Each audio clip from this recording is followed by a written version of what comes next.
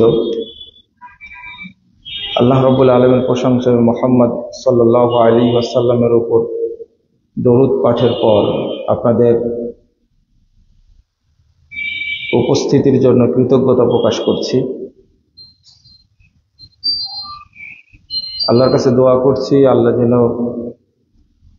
এই ভাষানটেক আহলে হাদিস মসজিদে আয়োজিত হালাকাকে কবুল করে নেন এবং যারা আয়োজন করেছেন, আমরা যারা অংশগ্রহণ করেছি, রব্বুল আলামিন যেন আমাদের সকলকে ক্ষমা করে দেন এবং আল্লাহ যেন আমাদেরকে জান্নাতুল ফেরদাউসের মেহমান হিসাবে কবুল করে নেন। আমিন। আপনারা কি শুনতে পাচ্ছেন তো?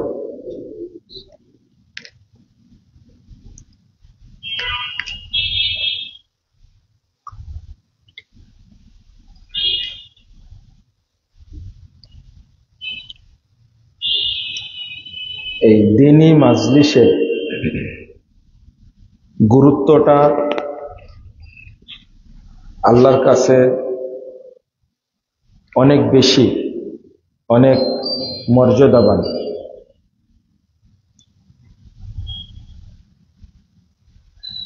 এই জন্য আপনারা অংশগ্রহণ করেছেন, আয়োজন করেছেন।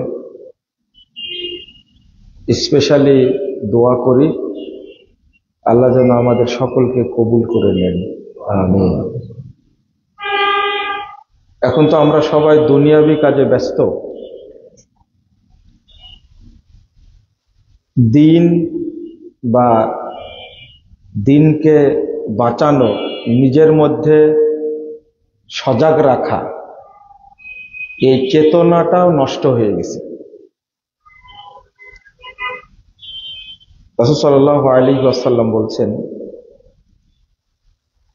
মা জালাসা কওমুন ইয়াযকুরুনাল্লাহ।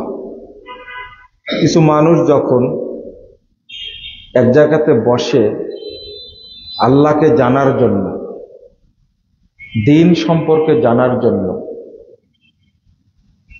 ইল্লা নাদাহুম মুনাদিম মিনাস সামা, আল্লাহ খুশি হয়ে আসমান থেকে কয়েকটা কথা বলেন। তার মধ্যে একটা হলো, যখন মাজলিস শেষ হয়ে যায় তখন আল্লাহ বলেন, কুমু মাগফুরাল লাকুম, তোমরা এখন চলে যাও, তোমাদের সবাইকে ক্ষমা করে দেওয়া হয়েছে। 2 নম্বর বলেন, ওয়াবুদ্দিলাত সাইয়্যাতুকুম হাসানাত, তোমাদের যত পাপ ছিল সমস্ত পাপকে নেকি দ্বারা পরিবর্তন করে দেওয়া হয়েছে।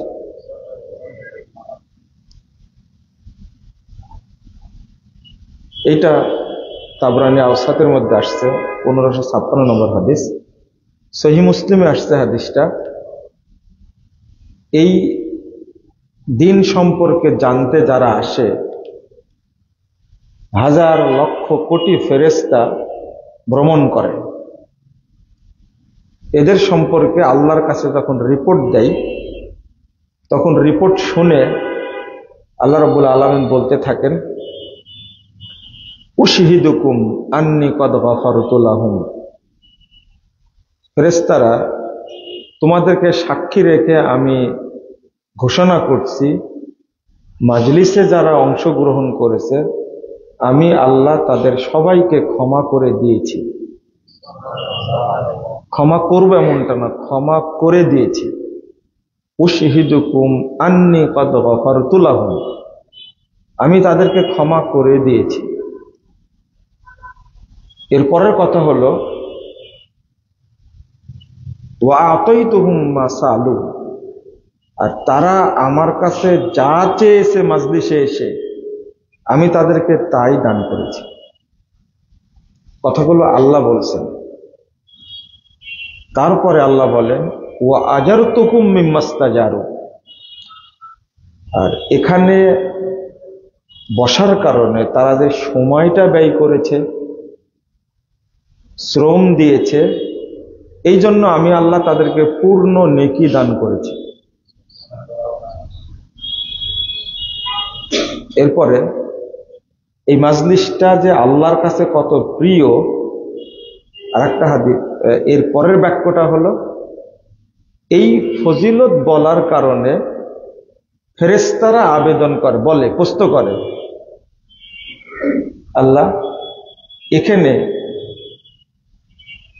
ফিহি আব্দুল খাত্তা, এর মধ্যে একজন লোক এসে বসে গেছে, রজুল খাত্তা, আব্দুল খাত্তা, বড় পাপী নিকৃষ্ট একজন মানুষ এসে বসে গেছে। ফামাররা ফাজালাসা মাআহুম, লোকটা মাজলিসে আসেনি, রাস্তা দিয়ে যাচ্ছিল, লোকগুলো দেখে সেও বসে গেছে, লোকটা পাপী, আপনি কি তাকেও মাফ করে দিলেন? তো আল্লাহ এই প্রশ্ন করার কারণে আল্লাহ উত্তর দিচ্ছেন, ওয়ালাহু গফারতু, আমি ওকেও মাফ করে দিয়েছি। আমি এটা দ্বারা বোঝাতে চাইলাম যে মাজলিসের মর্যাদাটাই আল্লাহর কাছে ব্যতিক্রম, কারণ এটা দিন শিখতে আসছে তাই। তার পরের বাক্যটা হলো,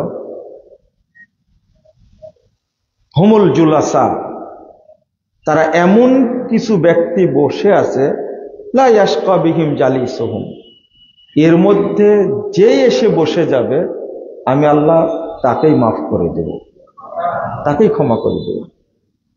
সহিহ বুখারী মুসলিমের হাদিস। আমি এটা দ্বারা বোঝাতে চাচ্ছি, অন্যান্য মাজলিস আমলের চেয়ে এটা যে বেশি গুরুত্বপূর্ণ। যেমন আপনি সালাত আদায় করেন, সালাত আদায় করলে পাপ মাপ হয়, কিন্তু পাপগুলো কি নেকি হয়? এরকম কোন হাদিস আছে যে পাপগুলো নেকি হবে? সিয়াম পালন করেন তো রাসূল সাল্লাল্লাহু আলাইহি ওয়াসাল্লাম বলে দিয়েছেন, গফিরা লাহু মা তাকাদ্দামা মিন যামবি, পূর্বের যা পাপ আল্লাহ সব ক্ষমা করে দিবেন। কিন্তু সিয়াম পালন করলে কি পাপগুলো কি নেকি হয়? মনে হয় বুঝছেন না কথাটা। আপনি হজ করতে গেছেন, উমরা করতে গেছেন, হজ উমরা করলে কি হয়? পাপ কি হয়ে যায়? ক্ষমা হয়। পাপগুলো কি নেকি হয়? তা তো হয় না। কিন্তু এই যে দিন শিখতে এসেছেন, আল্লাহকে জানতে এসেছেন, আল্লাহ রাব্বুল আলামিনের ঘোষণা হলো, যারা অংশগ্রহণ করেছে আমি তাদের পাপগুলোকে ক্ষমা করে দিয়েছি, আর পাপগুলোকে আমি নেকি দ্বারা পরিবর্তন করে দিয়েছি।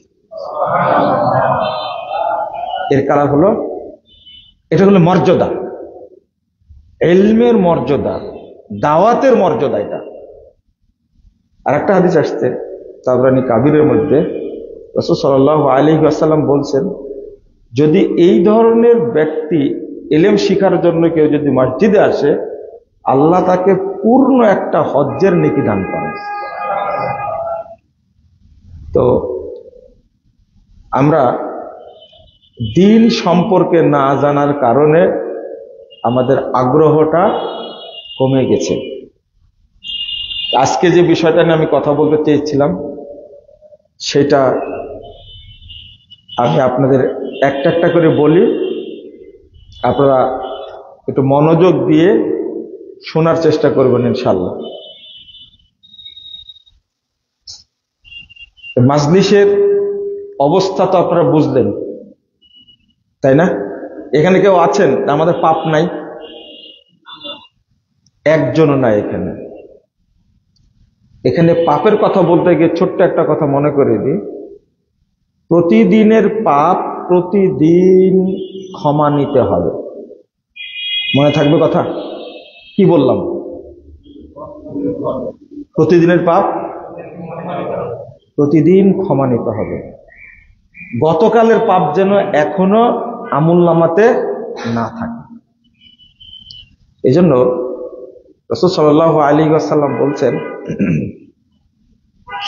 ডানে এবং বামে যে লেখার ফেরেশতা থাকে, যখন কোনো বান্দা পাপ করে বসে তখন আল্লাহ রাব্বুল আলামিন বলেন যে ওকে সময় দাও, ও ক্ষমা চাই কিনা। এবং ডান কাদের ফেরেশতা যেটা পাপ লেখে তাকে বলে তুমি একটু থামো। একদিকে আল্লাহ বলেন তুমি পাপ লেখো না, ফেরেশতা সুপারিশ করে তাকে পাপটা কি লেখা বন্ধ রাখো। কতক্ষণ বন্ধ থাকে না, রাসূল সাল্লাল্লাহু আলাইহি ওয়াসাল্লাম বলছেন 6 ঘন্টা আল্লাহ ওই পাপটা লেখা বন্ধ করে রাখে। কয় ঘন্টা? তাহলে একজন মানুষকে ক্ষমা চাওয়ার জন্য আল্লাহ কতক্ষণ সময় দিচ্ছেন? 6 ঘন্টা। এইটা একটা কত বড় রহমত আমাদের জন্য। এই যে সালাতের মাঝে মাঝে এই যে সময়ের ফাঁকটা আল্লাহ রেখে দিয়েছেন, যে সালাতের মাধ্যমে আগের সময়ের মধ্যে যে পাপটা হয়েছে আল্লাহ যেন সেই পাপকে ক্ষমা করে দেন। অটো যেন কি হয়ে যায়? ক্ষমা হয়ে যায়। যেমন আমরা ফজর পড়ি কয়টায়? একটা 5টায়। তাহলে 5 থেকে 7টা, তাহলে কটা হয়? 12টা। দেখেন সবচেয়ে বড় টাইম এটাই মনে হয়, তাই না? আবার জহর থেকে আজকে কিন্তু 11টা 54-তে ওয়াক্ত হয়েছে। কিসের? জহরের 11টা 54-তে। তারপরে সূর্য ওঠা থেকে ধরেন, তাহলে 6 ঘন্টা হচ্ছে। আবার জহর থেকে আসর পর্যন্ত কয় ঘন্টা? 3 ঘন্টা। আসর থেকে মাগরিব পর্যন্ত, মাগরিব থেকে এশা পর্যন্ত, এশা থেকে আপনি ধরবেন রাতে 3য় প্রহর পর্যন্ত। মুমিন ব্যক্তি যে সে চায়, মানে আল্লাহ বান্দাকে ক্ষমা করার এত যে অপশন রেখেছেন, তার মধ্যে এটা একটা, বান্দা পাপ করার পরে আল্লাহ সময় দেয় কত ঘন্টা? 6 ঘন্টা। এর মাঝে যদি ক্ষমা চায় আল্লাহ কি করে দেন? ক্ষমা করে দেন। তাহলে ফেরেশতা পাপ লেখার জন্য অপেক্ষায় থাকে কয় ঘন্টা? 6 ঘন্টা। 6 ঘন্টা পার হয়ে গেল, কিন্তু আপনি ক্ষমা চাইলেন না, আল্লাহ আপনাকে কি করবে না? মাফ করবেন, লিখে ফেলবেন। এর পরেও যদি লিখেও ফেলে তবুও কিন্তু মাপ পাওয়ার সুযোগ আছে। আপনাকে প্রতিদিন মনে করতে হবে, অন্তত মরে যাওয়ার সময়, মরে যাওয়ার মানে কি? আল্লাহুম্মা বিসমিকা আমুতু ওয়া আহইয়া। এই যে মরে যাচ্ছেন, নিজে কিন্তু বলেই মরছেন, আমি মরে যাচ্ছি, আবার কি আমি জীবিত হব। তার আগে আপনাকে মনে করতে হবে আমার পাপগুলো আমুলনামায় নেই। কি বললাম? পাপগুলো নেই। বুঝাতে পারেননি মনে হয়। নেই। অন্তত শেষে একটা দোয়া পড়ে ঘুমাবেন। পড়েন তো, আস্তাগফিরুল্লাহাল্লাযী লা ইলাহা ইল্লা হুয়াল হাইয়ুল কাইয়্যুম। এমন একটা দোয়া, এই একটাই দোয়া যেটা পড়লে আল্লাহ কাবিরা গুনাহকেও ক্ষমা করে দেন। আপনি মনে মনে নিয়াত করবেন যে আল্লাহ অন্তত এই দোয়ার মাধ্যমে আমার আমলনামায় পাপগুলো ক্ষমা করে দেন। যদি আপনার আশা থাকে, বিশ্বাস থাকে এবং আস্থা থাকে, আল্লাহর প্রতি যদি আপনি আশা রাখেন, প্রত্যাশা রাখেন যে আল্লাহ আমার আমলনামায় এখন আর কোনো পাপ রাখেননি, যদি এটা আস্থা থাকে আপনার, তাহলে আল্লাহ আপনার পাপ মাফ করে দেবে। তবে আশা রাখতে হবে। কি রাখতে হবে? আশা রাখতে হবে। আমি আল্লাহকে বলেছি, আল্লাহ আমার পাপগুলো কি করে দিবেন, আমার আমলনামা নাই। শোনেন, এই চিন্তাটাই হলো আল্লাহর কাছে একটা বড় রহমত, আপনার জন্য বড় রহমত। এই চিন্তা করেছেন আমার পাপ নাই, আমি এই কথাটা বলতে গিয়ে আর একটা নিয়ামতের কথা বলে আপনাদের। নিয়ামত যেমন বান্দার ঈমান থাকে না। কি থাকে না? ঈমান থাকে না। এই যে এটা তো হাদিস দ্বারা প্রমাণিত। রাসূলুল্লাহ সাল্লাল্লাহু আলাইহি ওয়াসাল্লাম বলছেন, 124 নম্বর হাদিস, সেই মুসলিমে আসছে, ইউসবিহুর রাজুলু মুমিনান ওয়া ইউমসি কাফিরান আও ইউসবিহু কাফিরান ওয়া ইউমসি মুমিনান। একজন ব্যক্তি সকাল করে মুমিন হয়ে সন্ধ্যা হতে হতে কি হয়ে যায়? কাফের হয়ে যায়। অথবা সন্ধ্যাবেলায় কাফের হয়, সকালে আবার কি হয়? মুমিন হয়। কতটুকু সময় দিলেন? 12 ঘন্টা। সকালে একজন কাফের, বিকেলে কি? মুমিন। কিন্তু এর চেয়ে আরো কঠিন কাজ, এই যেখানে বসে আছেন, চুরি করা না, ডাকাতি না, মদ খাওয়া না, মিথ্যা কথা বলা না। রাসূল সাল্লাল্লাহু আলাইহি সাল্লাম বলছেন যে ইন্নাল্লাহা লা ইয়াকবালু মিন কলবিন গাফিলিন লাইন দুআন মিন কলবিন গাফিলিন লাইন। আল্লাহ অমনোযোগী, উদাসীন ব্যক্তির দোয়া কবুল করেন না। বুঝেননি মনে হয় কথাটা? অমনোযোগী, উদাসীন ব্যক্তির ইবাদত কবুল করেন না।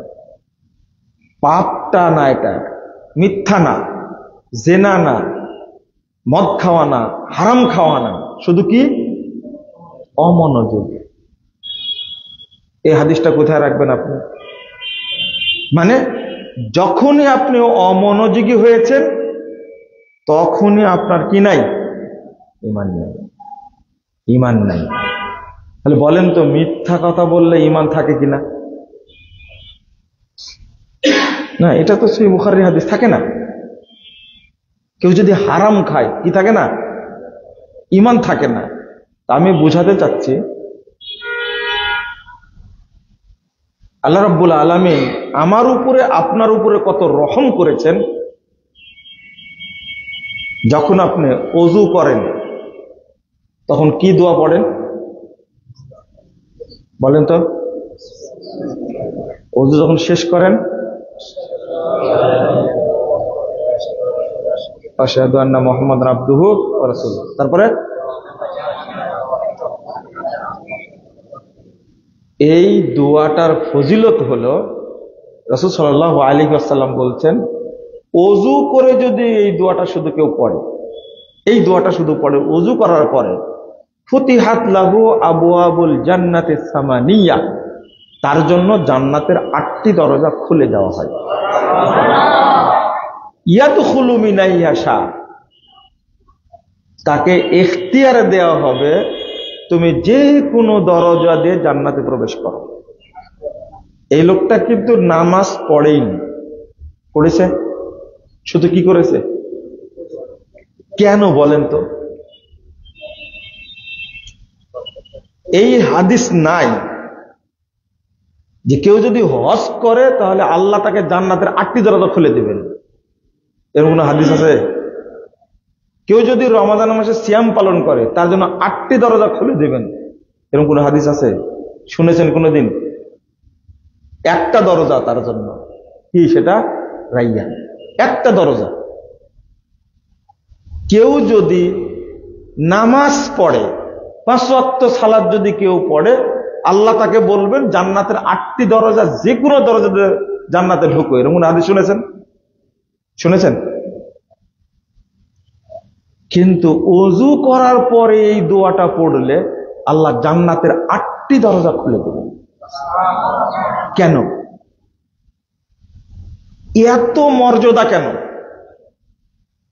এর মূল কারণটা হলো, এই যে এক সালাত থেকে আরেক সালাতের, আমি বললাম ছোট্ট একটু কারণ, এর মধ্যে আপনার ঈমান কি হয়ে গেছে? চলে গেছে। ওযু করার পরে যখনই আপনি কালেমা শাহাদাতটা পড়ে নিলেন তখন আবার ঈমান আনবেন। বুঝেন না মনে হয়, তাই না? পাপ করার কারণে, মিথ্যা কথা বলার কারণে ঈমান কি হয়ে গেছে? চলে গেছে। রাসূল সাল্লাল্লাহু আলাইহি ওয়াসাল্লাম বলছেন, লাকলবু ইবনে আদম আশাদ্দু ইনকিলাব মিনাল কিদ্র। পাতিলে যেভাবে বলক উঠে, বলক বুঝেন তো? 1 সেকেন্ডে কয়টা উঠে গুনতে পারবেন কেউ? রাসূল সাল্লাল্লাহু আলাইহি ওয়াসাল্লাম বলছেন, আদম সন্তানের ঈমানটা এর চেয়ে দ্রুত পরিবর্তন হয়। 1 সেকেন্ডও না। আপনি ভিডিও করে দেখবেন যে আপনার 1 সেকেন্ডে কয়টা ফোঁটা উঠে ভাতের। মহিলাদেরকে বলবেন যে ভিডিও করে গুনতে পারবে কিনা দেখে, গুনতে পারবে না। আর গুনতে পারলে এই উদাহরণ রাসূল সাল্লাল্লাহু আলাইহি ওয়াসাল্লাম দিতেন না। এত দূর পরিবর্তন হয়। তাহলে ফজর থেকে জোহর পর্যন্ত আপনার ঈমান আছে এটা ভাবলেন কি করে? বা জোহরে ঈমান নিয়ে আসলেন, ওযুর পরে কি পড়লেন? আশহাদু আল্লা ইলাহা ইল্লাল্লাহ ওয়াহদাহু লা শারীকা লাহ ওয়া আশহাদু আন্না মুহাম্মাদান আবদুহু ওয়া রাসূলুহু। এরপরে পড়ছেন কি?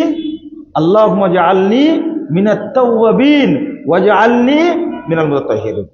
আল্লাহ তওবাকারীদের মধ্যে এবং যারা পবিত্রতা হাসিল করেছে তাদের মধ্যে আমাকে অন্তর্ভুক্ত করে নাও। আপনি ফ্রেশ হয়ে গেলেন, জোহর পড়ে চলে গেলেন, আবার ঈমান চলে গেছে। আসরে এসে আবার ওযু করছেন, আবার পড়ছেন, মানে আবার ঈমানটা কি করলেন? নবায়ন করলেন। এই জন্য এই ওযুর দোয়ার এত ফজিলত। এবার বলেন তো, আল্লাহ আপনার ঈমানকে ধরে রাখার জন্য এত সুন্দর রহমত দিয়েছেন, কিন্তু আপনারা ভাবেনি, তাই না? কোনদিন চিন্তা করেছেন যে আল্লাহ আমাদের ঈমানকে এইভাবে রক্ষা করছেন? বুঝেননি মনে হয় কথাটা। আবার মাগরিবের সময় ওযু করে বলছেন, আশহাদু আল্লা ইলাহা ইল্লাল্লাহ ওয়াহদাহু লা শারীকা লাহ ওয়া আশহাদু আন্না মুহাম্মাদান আবদুহু ওয়া রাসূলুহু। আল্লাহুম্মা জাআলনি মিনাত তাওয়াবিন ওয়া জাআলনি মিনাল মুতাতাহহিরিন। আর যদি বলেন এই দুয়ার সাথে সুবহানাকা আল্লাহুম্মা ওয়া বিহামদিকা আশহাদু আল্লা ইলাহা ইল্লা আনতা আস্তাগফিরুকা ওয়া আতুবু ইলাইকা। তো আল্লাহ যে নেকিটা আপনাকে দিলেন, ৯৯১১ নম্বর হাদিস, নাসাই কুবরার মধ্যে হাদিসটা এসেছে।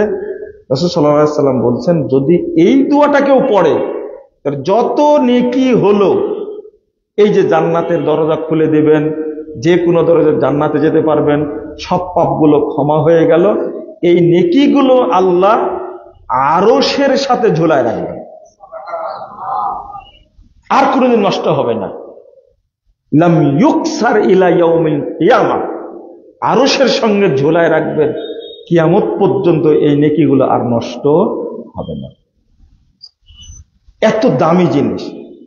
তো আপনারা ঈমানকে ধরে রাখার জন্য কাজ করবেন ইনশাআল্লাহ। কথাগুলো মনে থাকবে তো? বোঝা যাচ্ছে? না বোঝা গেলে আবার বলতে হবে যেন ঢোকে। আর আরেকটা বিষয়, যে ক্লিয়ার হয়েছে? আর একটা বিষয় হলো, মানে দীর্ঘদিন থেকে চর পড়ে আছে এই জমিতে, একবার লাঙ্গল দিলে কাজ হয় না। হয়? বুঝেননি মনে হয় কথাটা? হয়। একবার লাঙ্গল দিয়ে চাষ করলে কোনো ফসলই হবে না। চাষ করতে হবে কি? আর আপনারা জানেন যে একদিন খেলে মানুষ বাঁচে না। মাসে কয়েকদিন খাবেন? একদিন। বাঁচবেন? দিনে একবার খায় তাই টিকতে পারেন না, আর মাসে খায় কি করে? আমাদের অবস্থা এমন হয়েছে, ঈমানের কোনো পরিচর্যা নাই। আবার একটা বক্তব্য আছে ঈমানের পরিচর্যা, শুনে নেবেন আপনারা, ঈমানের পরিচর্যা। তো আমরা সাহাবীরা করতেন, ইজলিস বিনা নুমিনু সাআহ, আসো আমাদের সাথে বসো, আমরা একটু সময় ঈমানের নবায়ন করি। তা আজকে মনে করেন এটা ঈমানের নবায়ন, সবাই বিজি, সবাই ব্যস্ত, এর মাঝে আপনি মনে করছেন একটু ঈমানের নবায়ন করি। যাই করেন না কেন, একটা সময় ওই মশারির মতো মাটির কবরে ঢুকতেই হবে।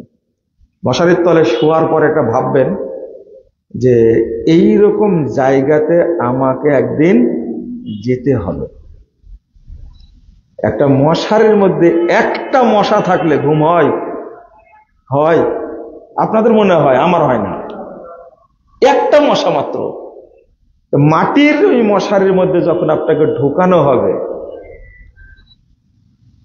লা হাওলা ওয়ালা কুওয়াতা ইল্লা বিল্লাহ, নাউযুবিল্লাহ। 4272 নম্বর হাদিস ইবনে মাজার মধ্যে এসেছে, রাসূলুল্লাহ সাল্লাল্লাহু আলাইহি ওয়াসাল্লাম বলছেন, ইদা উদখিলাল মাইয়িত, যখন মাইয়িতকে কবরে ঢোকানো হবে, কবর দেওয়া হবে, মুসসিলাতিশ শামসু লাহ ইনদা গুরুবিহা, তখন সূর্যটাকে আল্লাহ রাব্বুল আলামিন করে দিবেন ডুবার মতো করে প্রত্যেক মাইয়িতের জন্য। তো দুইজন লোক যে আসবে, মুনকার আর নাকির, ফায়াজলিসু ওয়া ইয়ামসিউ আইনাইহি, রাসূল সাল্লাল্লাহু আলাইহি ওয়াসাল্লাম বলছেন, তখন ওখানে যখন উঠায় বসাবে, বসবে, বসার পরে ওর চোখ, দুইটা চোখ মুছবে, এইভাবে চোখ মুছবে। এতক্ষণ কি ছিল? ঘুমাচ্ছিল, যে ঘুমাচ্ছিল। তো ওরা বলবে মার রব্বুক, ওদের স্বভাব যেটা সেটাই তো বলবে, তোমার রবকে। তখন এই মাইয়ের দিবে ধমক, দাউনি উসাল্লি, ছাড়ো আমাকে, আমি আগে সালাতটা পড়ে নি। দেখো না সূর্য ডুবে যাচ্ছে, বুঝেননি কথা? এই হলো প্রকৃত মাইয়েত, যে মুনকার নাকিরকে ধমক দিতে পারবে। দাউনি উসাল্লি, ছাড়ো আমাকে, আমি আগে সালাত আদায় করে নি। রবকে তো এটা জানি, রবকে আল্লাহ। তোমরা যে প্রশ্ন করছো, এই প্রশ্নটা আমার কাছে কি নর্মাল, এটা কিন্তু সালাতের টাইম যে চলে যাচ্ছে, বুঝেননি মনে হয় কথাটা, তাই না? এই যে ধমকটা দিবে, দাউনি উসাল্লি, ছাড়ো আমি আগে সালাত পড়ে নি। সূর্য ডুবে যাচ্ছে, দেখছো না? এই হাদিসের বিশ্লেষণ, যে ব্যক্তি মুনকার নাকিরকে বলতে পারবে তুমি ছাড়ো আগে, আমি সালাত পড়ে নি, বলেন তো এর কবরে কোনো ভয় আছে? এই হাদিসের সনদ সহিহ, আপনি কি বিশ্বাস করেন? এটা কি তার কাছে কবর মনে হবে? কবর মনে হবে না। কিন্তু আপনি এখন পর্যন্ত কাউকে ধমক দিতে পেরেছেন, আব্দুল্লাহ সালাত পড়ে নাও আগে? বলতে পারেন না। যে দুনিয়াতে কাউকে ধমক দিতে পারেনি, এই থামো আগে সালাত পড়তে হবে, এই লোকটা কবরে কি ফেরেশতাকে ধমক দিতে পারবে? সম্ভব? একেই বলে সালাতের ওয়াক্ত হলে সালাতটা পড়ে নিতে হবে। তাহলে ওই কবর থেকে বাঁচার জন্য, এই ধমক দেওয়ার জন্য 1 নম্বর উপায় কি? সালাত। আপনাকে পড়তেই হবে সালাতটা। কবরে আযাবকে মানুষ ভয় পায় না? সবচেয়ে ভয় কি? কবরের আযাব। আউয়ালু মানজিলিন মিন মানাজিলিল আখিরাহ, এইজন্য উসমান রাদিয়াল্লাহু কাঁদতেন। প্রথম স্টেশন হলো কবর। এখানে যে ব্যক্তি মুক্তি পাবে, বাকি সব জায়গায় কি মুক্তি পাবে। যাক, আমি ছোট ছোট করে যে পয়েন্টগুলো বলতে চাচ্ছিলাম, এই পয়েন্টগুলো আপনারা শুনেন, মনে থাকবে তো? শয়তানের কর্মসূচি কি? শয়তানের কর্মসূচি, শয়তানের কর্মসূচি। শয়তান 7 দফা কর্মসূচি নিয়ে কাজ করে। কয় দফা? 7 দফা। এইগুলো আপনার মনে রাখলে সুবিধা হবে, আপনার চলতে সুবিধা হবে। আগে বলি, একটা শয়তান কি কি কাজ করতে পারে এটা তো জানেনি। একটা হাদিস আবু দাউদের মধ্যে আসছে, রাসূলুল্লাহ সাল্লাল্লাহু আলাইহি ওয়াসাল্লাম বলছেন, আল্লাহ রাসূল যাচ্ছিলেন গাধার পিঠে চড়ে, সাহাবী আছেন পিছনে, সাহাবী আছেন পিছনে। যখন হুসুট হুসুট খাওয়া পর্যন্ত গাদার পা যখন হুসুট খেয়েছে, তখন সাহাবী বলে তাই শয়তান, শয়তান ধ্বংস হোক। তখন রাসূল সাল্লাল্লাহু আলাইহি ওয়াসাল্লাম বলছেন, লা তাকুল তাইসিস শয়তান, তাইসিস শয়তান, এটা তুমি বলো না, শয়তান ধ্বংস হোক এটা তুমি বলো না। যদি তুমি এই কথা বলো, তাফাখারা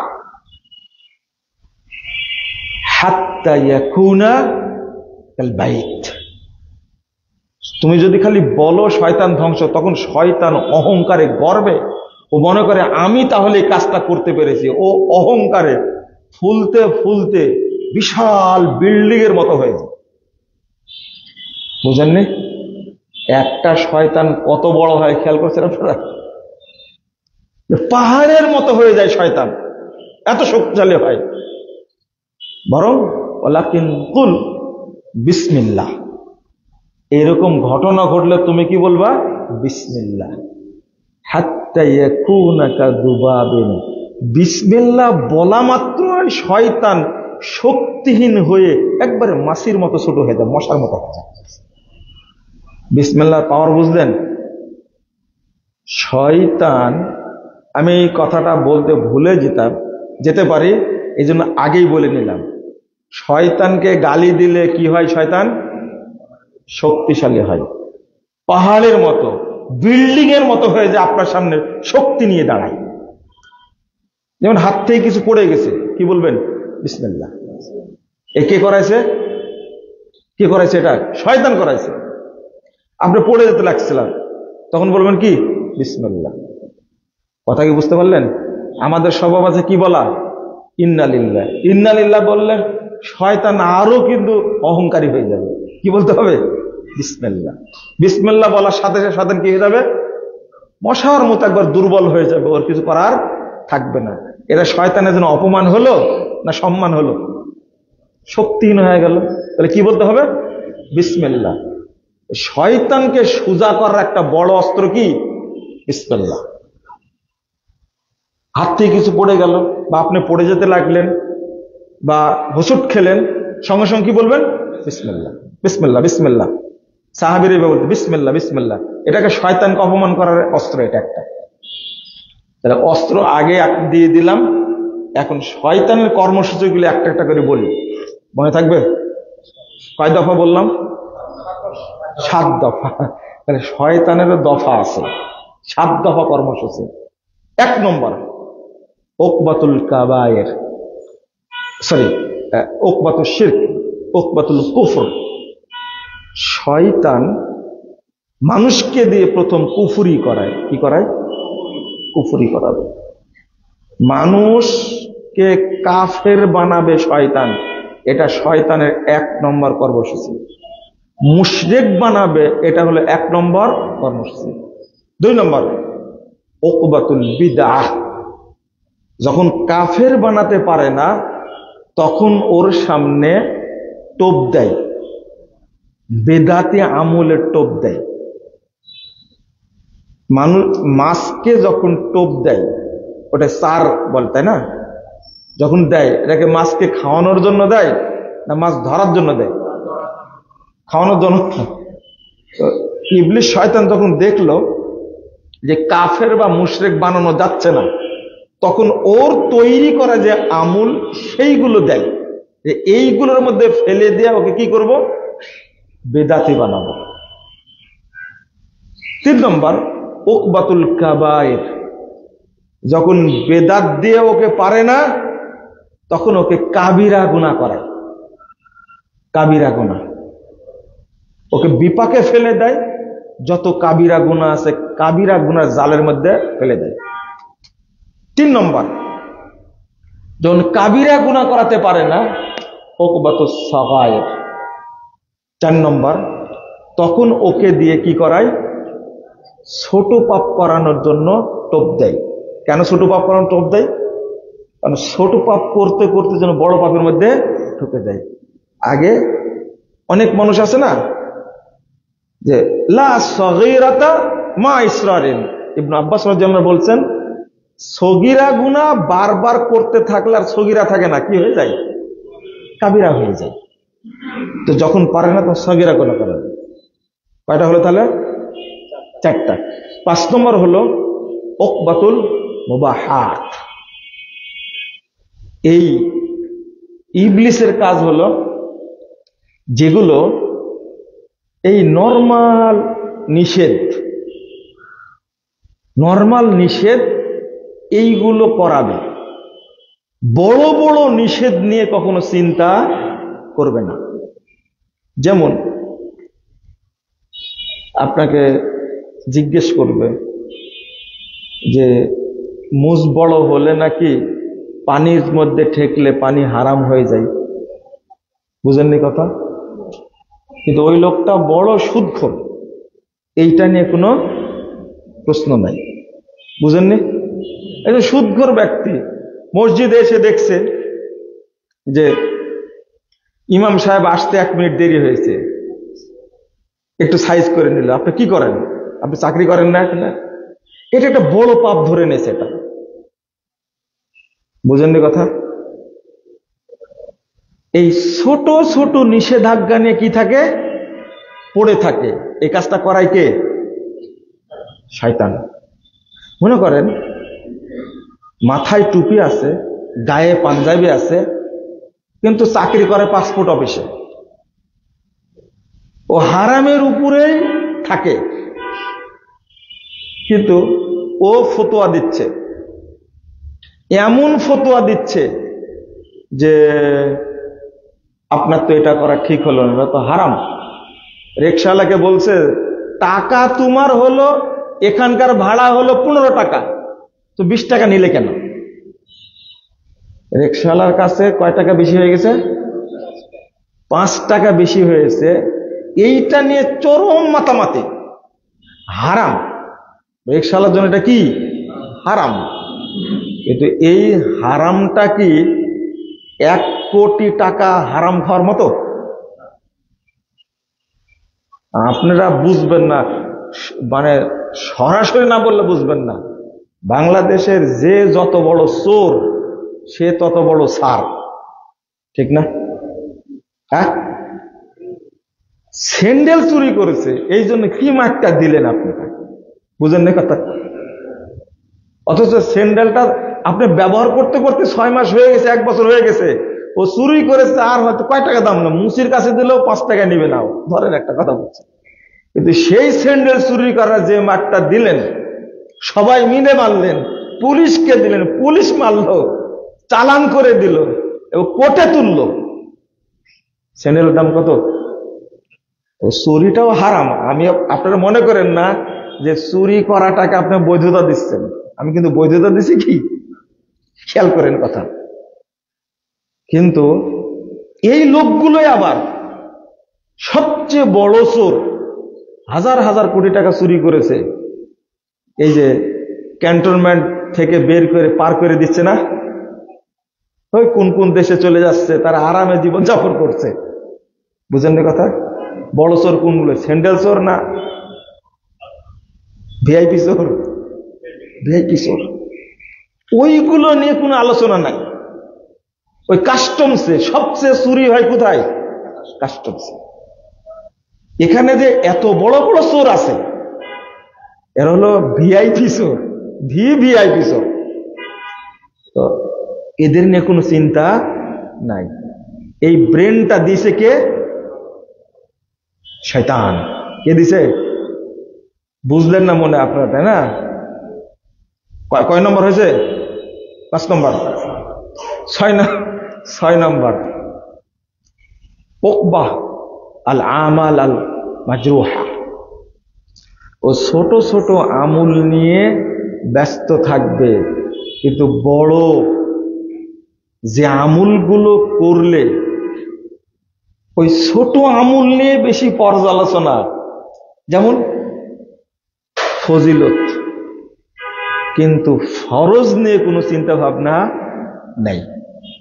বাংলাদেশের বোকা লোকগুলো শুধু ফাজাইল খুঁজে, আর যারা জ্ঞানী মানুষ তারা খুঁজে হলো ফারাইজ। বুঝেননি কথা? ফাজাইল আর ফারাইজের পার্থক্য বুঝেন তো? যেমন তাও ফজিলতটা যদি হতো সহি ফজিলত, তাও না কথা ছিল। যেগুলো ফজিলত বর্ণনা করবো সব কি? জাল, মিথ্যা, বানোয়াট ফজিলত। যেমন শয়তানের কাজ দেখেন, শয়তান কিভাবে, স্বামী যদি স্ত্রীর হাত ধরে তাহলে স্বামীর সব পাপ ক্ষমা হয়ে যায়। সুবহানাল্লাহ বলেন না কিন্তু আবার সুবহানাল্লাহ বলে, সুবহানাল্লাহ বলা যাবে না, এটা হলো মিথ্যা কথা।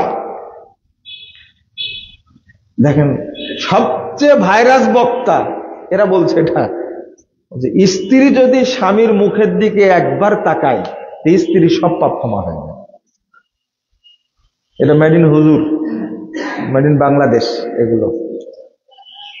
তো ফজিলত গুলো যদি হতো সহি, আপত্তি ছিল না। ফজিলত গুলো কি? জাল।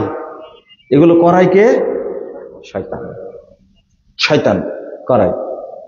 যেমন মানে এমন এমন ফজিলতের কথা বলবে, যেমন বলছে কেউ যদি একবার সুবহানাল্লাহ বলে তার 49 কোটি নেকি হয়। 49 কোটি। তা আপনারা তো কিছু বলছেন না, সুবহানাল্লাহ বলেন না, ইন্নালিল্লাহ বলেন না। সুবহানাল্লাহর ফজিলত হলো একবার বললে কত কোটি নেকি হয়? 49 কোটি। কিন্তু রাসূল সাল্লাল্লাহু আলাইহি ওয়াসাল্লাম বলছেন, যে ব্যক্তি সুবহানাল্লাহ বলবে তামলাউ মা বাইনাস সামাওয়াতি ওয়াল আরদ, 7টি আসমানে 7টি জমিনে যত জায়গা আছে সুবহানাল্লাহ বলার কারণে নেকিতে আল্লাহ সব জায়গা পূরণ করে।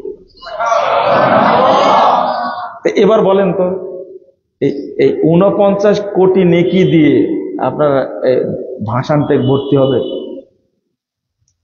বুঝেননি মনে কথাটা? এই মসজিদ ভর্তি হবে? তাহলে সুবহানাল্লাহর নেকি সম্পর্কে রাসূল সাল্লাল্লাহু আলাইহি ওয়াসাল্লাম সহিহ মুসলিম হাদিস 234 নম্বর হাদিস বলছেন যে কেউ যে সুবহানাল্লাহ বলে এর মর্যাদা এত বেশি, 7টি আসমানে যত জায়গা আছে, 7টি জমিনে যত জায়গা আছে, পুরো জায়গা আল্লাহ নেকি দ্বারা পূর্ণ করে দেন। এটা হলো সহিহ হাদিস। তো 49 কোটি নেকির কথা বলে সুবহানাল্লাহর ইজ্জতটা থাকলো না গেল? গেল। এগুলো করাই কে? শয়তান। শয়তান।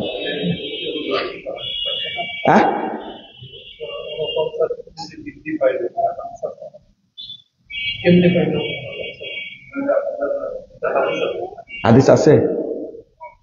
যাক আলহামদুলিল্লাহ, উনি বলছেন হাদিস আছে, আপনি হাদিসটা বের করবেন। আর আমি বললাম এই মর্মে কোনো জাল হাদিসও নাই। আমি আপনাকে একটা জিনিস সহিহ মুসলিমের হাদিসটা বললাম,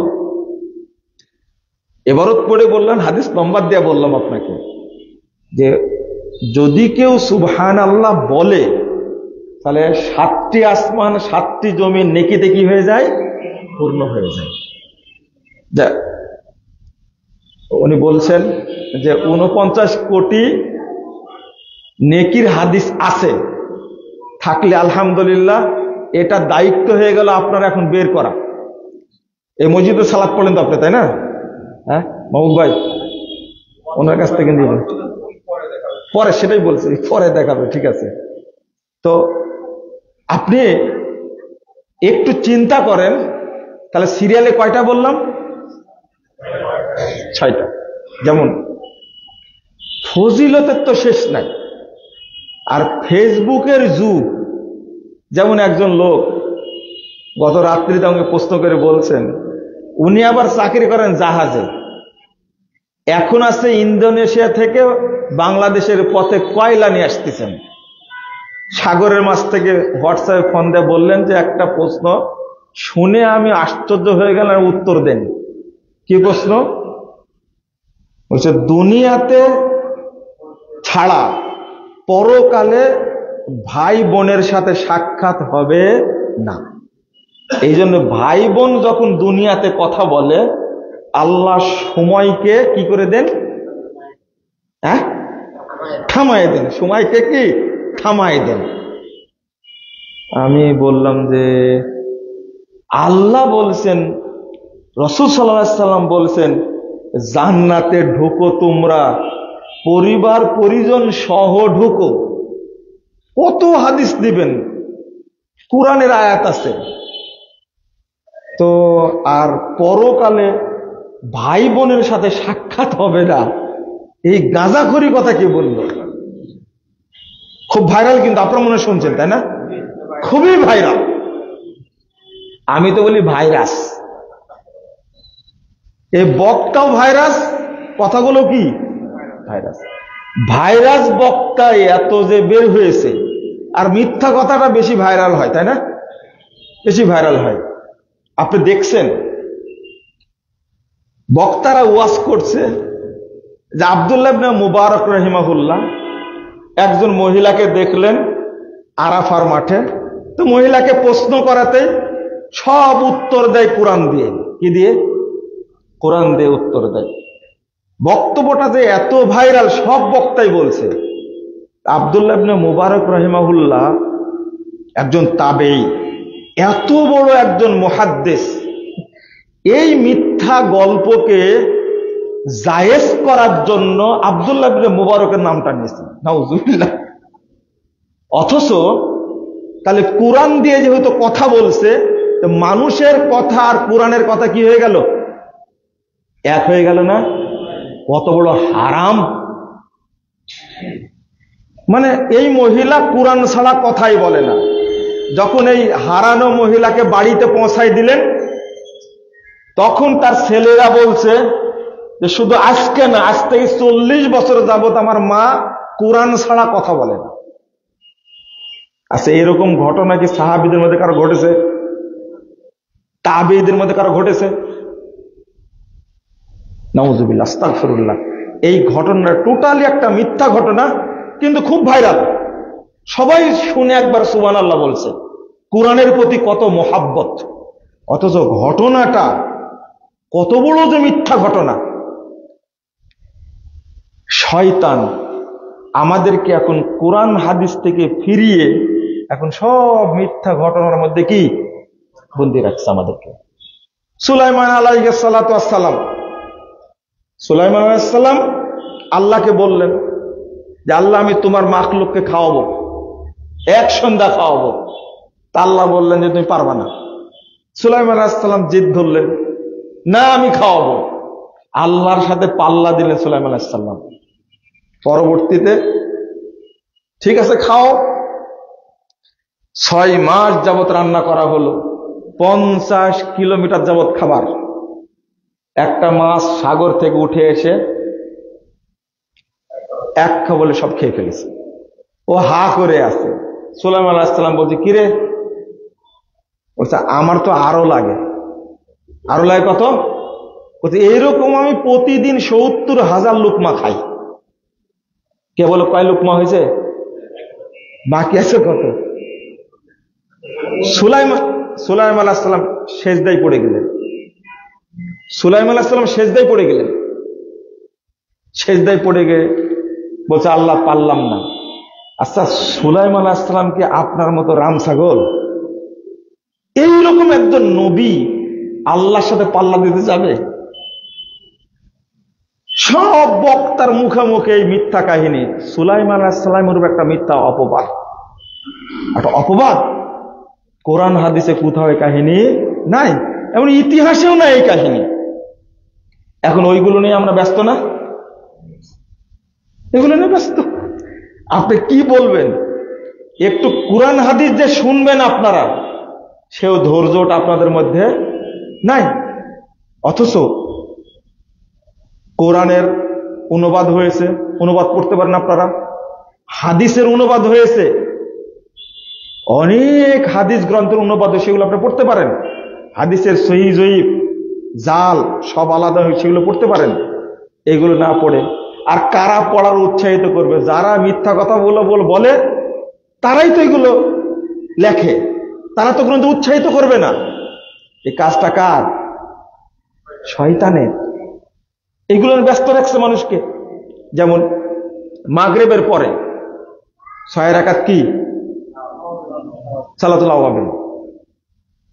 সালাতুল আওয়াবিন মাগরিবের পরে মানুষকে ব্যস্ত রাখছেন। যান প্রত্যেক মসজিদে মসজিদে, বিশেষ করে মুরব্বীরা একটানা 6 রাকাত করে পড়ছে নামাজ, অথচ হাদিসটা জাল। সালাতুল আওয়াবিন হলো সকাল 9টা থেকে নিয়ে 11টা পর্যন্ত, এই টাইমে 2 রাকাত সালাত পড়াকে বলে সালাতুল আওয়াবিন।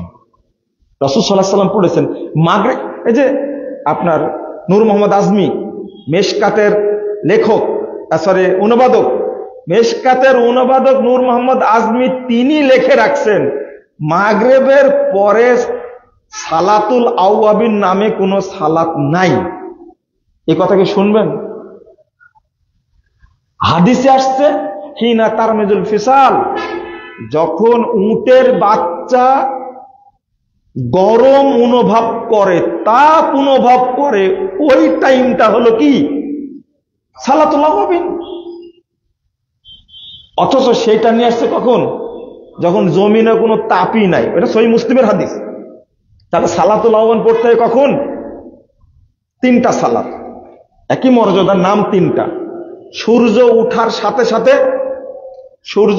সাথে সাথে, 20 মিনিট পরে পড়বে, এটা সালাতুল ইশরাক।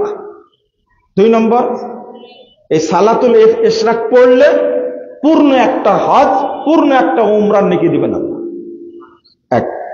আর 9টা 8:30টার দিকে পড়লে সালাতুল জুহা, চাষতের সালাত নাম। আর সালাতুল আওয়াবিন 11টার দিকে পড়লে এই সালাতের নাম কি? সালাতুল আওয়াবিন। তাহলে একই সালাত 3 সময়ের কারণে 3টা নাম, সালাতুল ইশরাক, সালাতুল জুহা, সালাতুল আওয়াবিন। এইটা কিন্তু মানুষ পড়ে সালাতুল আওয়াবিন কখন? মাগরিবের পরে। এই জাল হাদিস আমল করতে গিয়ে কি হয়, মাগরিবের পরে যে 2 রাকাত সুন্নাত পড়ার কথা হাদিসে আসছে, এটা কি হয়ে গেছে? আউট হয়ে গেছে। এই সুন্নাতটা পালন হয় না। কত মুরব্বীকে জিজ্ঞেস করলাম, চাচা এটা কি পড়ছেন? এটা সালাতুল আওয়াবিন। কয় রাকাত পড়লেন? 6 রাকাত। এটা কি হাদিস? বললাম জাল হাদিস। ইমাম তিরমিজি রাহিমাহুল্লাহ হাদিস বর্ণনা করে বলেছেন হাদিসটা কি? জাল। ইমাম তিরমিজি বলে গেছেন। মানে যিনি ডাক্তার তিনি লিখে দিলেন এই ওষুধ যদি 2টা খায় তাহলে কি হবে? মারা যাবে। বলে দিলেন, যিনি বলে দিলেন, হাদিসটা সংকলন করলেন, তিনি বললেন হাদিসটা কি? জাল। ওইটা তো দেখলাম না আমরা। এটা হলো আমাদের সমস্যা। আমি আবার নতুন করে শুরু করতে চেয়েছিলাম, শুরু থেকে সে 7 নম্বরটা বলি।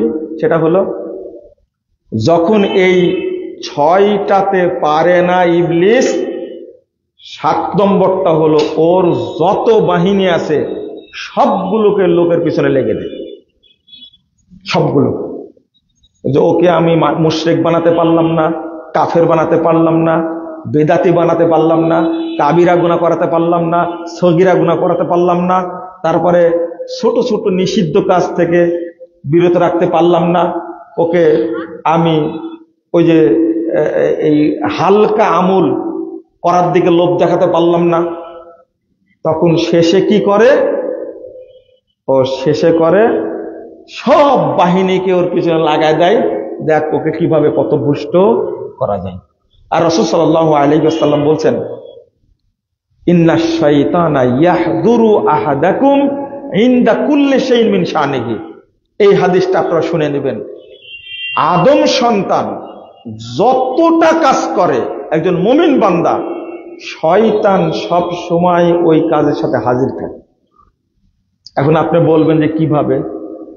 শয়তান সব সৎ আমলকে ধ্বংস করার জন্য কি থাকে?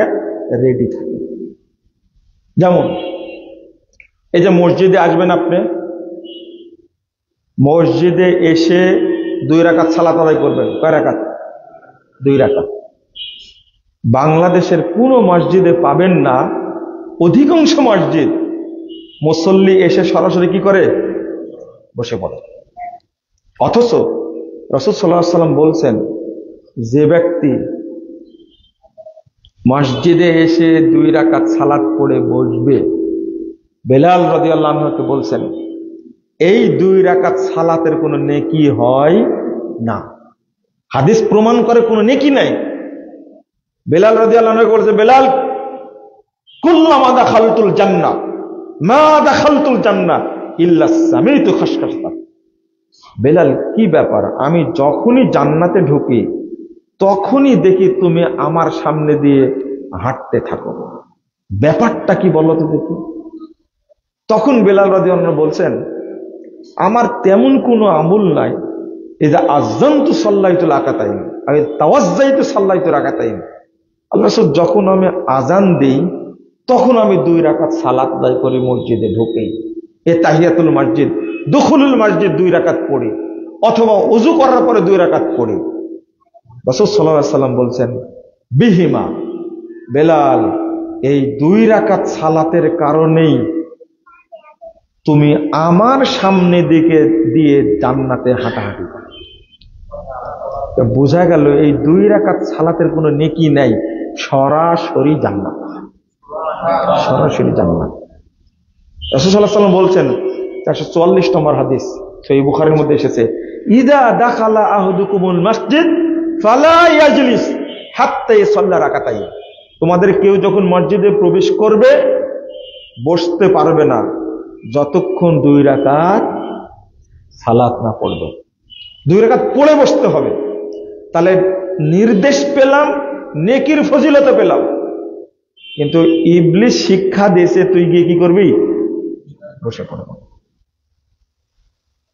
কোনো হাদিস নাই তো মসজিদে গিয়ে সরাসরি বসে পড়ো, এই মর্মে কোনো হাদিস নাই। বরং ফজিলত আছে, নির্দেশ আছে। এমনকি জুমার দিনেও যদি কেউ মসজিদে যায়, ইমাম খুতবা দিচ্ছেন, কারণ এটা হলো ওয়াজিব, মসজিদে এসে 2 রাকাত সালাত পড়ে বসা এটা ওয়াজিব, এটা সুন্নাহ না, এটা ওয়াজিব। সাহাবী সুলাইক আল গাতাফানি তিনি এসে বসে পড়েছেন। রাসূল সাল্লাল্লাহু আলাইহি সাল্লাম বলছেন, আল সাল্লাইতা, এই খুতবা দেওয়া অবস্থায় জিজ্ঞেস করছেন, তুমি কি সালাত পড়েছো? লা, পড়িনি। কম, দাঁড়াও, সাল্লি রাকাতাইন, 2 রাকাত পড়ে বসো। খুতবা দিচ্ছেন কে? আপনার চেয়ে বড় খতিব না ছোট খতিব? বুঝেননি কথা? রাসূল সাল্লাল্লাহু আলাইহি সাল্লামের চেয়ে বড় খতিব কেউ আছে? তিনি খুতবা দিচ্ছেন, সাহাবীকে বলছেন দাঁড়াও, 2 রাকাত সালাত পড়ো, তারপরে বসো। আর আমরা খুতবা দিই বাংলাদেশে, আমাদের খুতবা নাকি আরো বেশি জরুরি, আমাদের খুতবার সময় সালাত পড়া যাবে না। এগুলো করায় কে? শয়তান। ইয়াহদুরু আহাদাকুম ইনদা কুল্লি শাইইন মিন শানিহি। প্রতিটি কাজের ক্ষেত্রে শয়তান লেগেই আছে, শয়তান আমাদেরকে বাধা দেয়। শুধু সালাতের ক্ষেত্রে সবচেয়ে বেশি ইবলিস লাগানো আছে সালাতের আমলটাকে নষ্ট করার জন্য, অন্য আমলের চেয়ে। আপনি কত দলিল নিবেন? যেমন আমরা আউয়াল ওয়াক্তে সালাত পড়তে পারি না, পারি। গতদিনে এই যে ঢাকা উত্তরখানে একটা আলোচনা করছিলাম, অনেকগুলো প্রসঙ্গ আসছিল, বাংলাদেশ জমিয়ত আহলে হাদিসের প্রোগ্রাম ছিল সেই জায়গায়, তো অনেকগুলো প্রসঙ্গ ছিল। যখন আমরা সঠিক কথাটা মানুষের সামনে তুলে ধরি তখন মানুষ লোড নিতে পারে না, মনে করে যেগুলো কি বলছে কোনোদিন শুনিনি, অথচ সেগুলো কোরআন হাদিস থেকে আমরা বলছি, কি লোড নিতে পারছে না।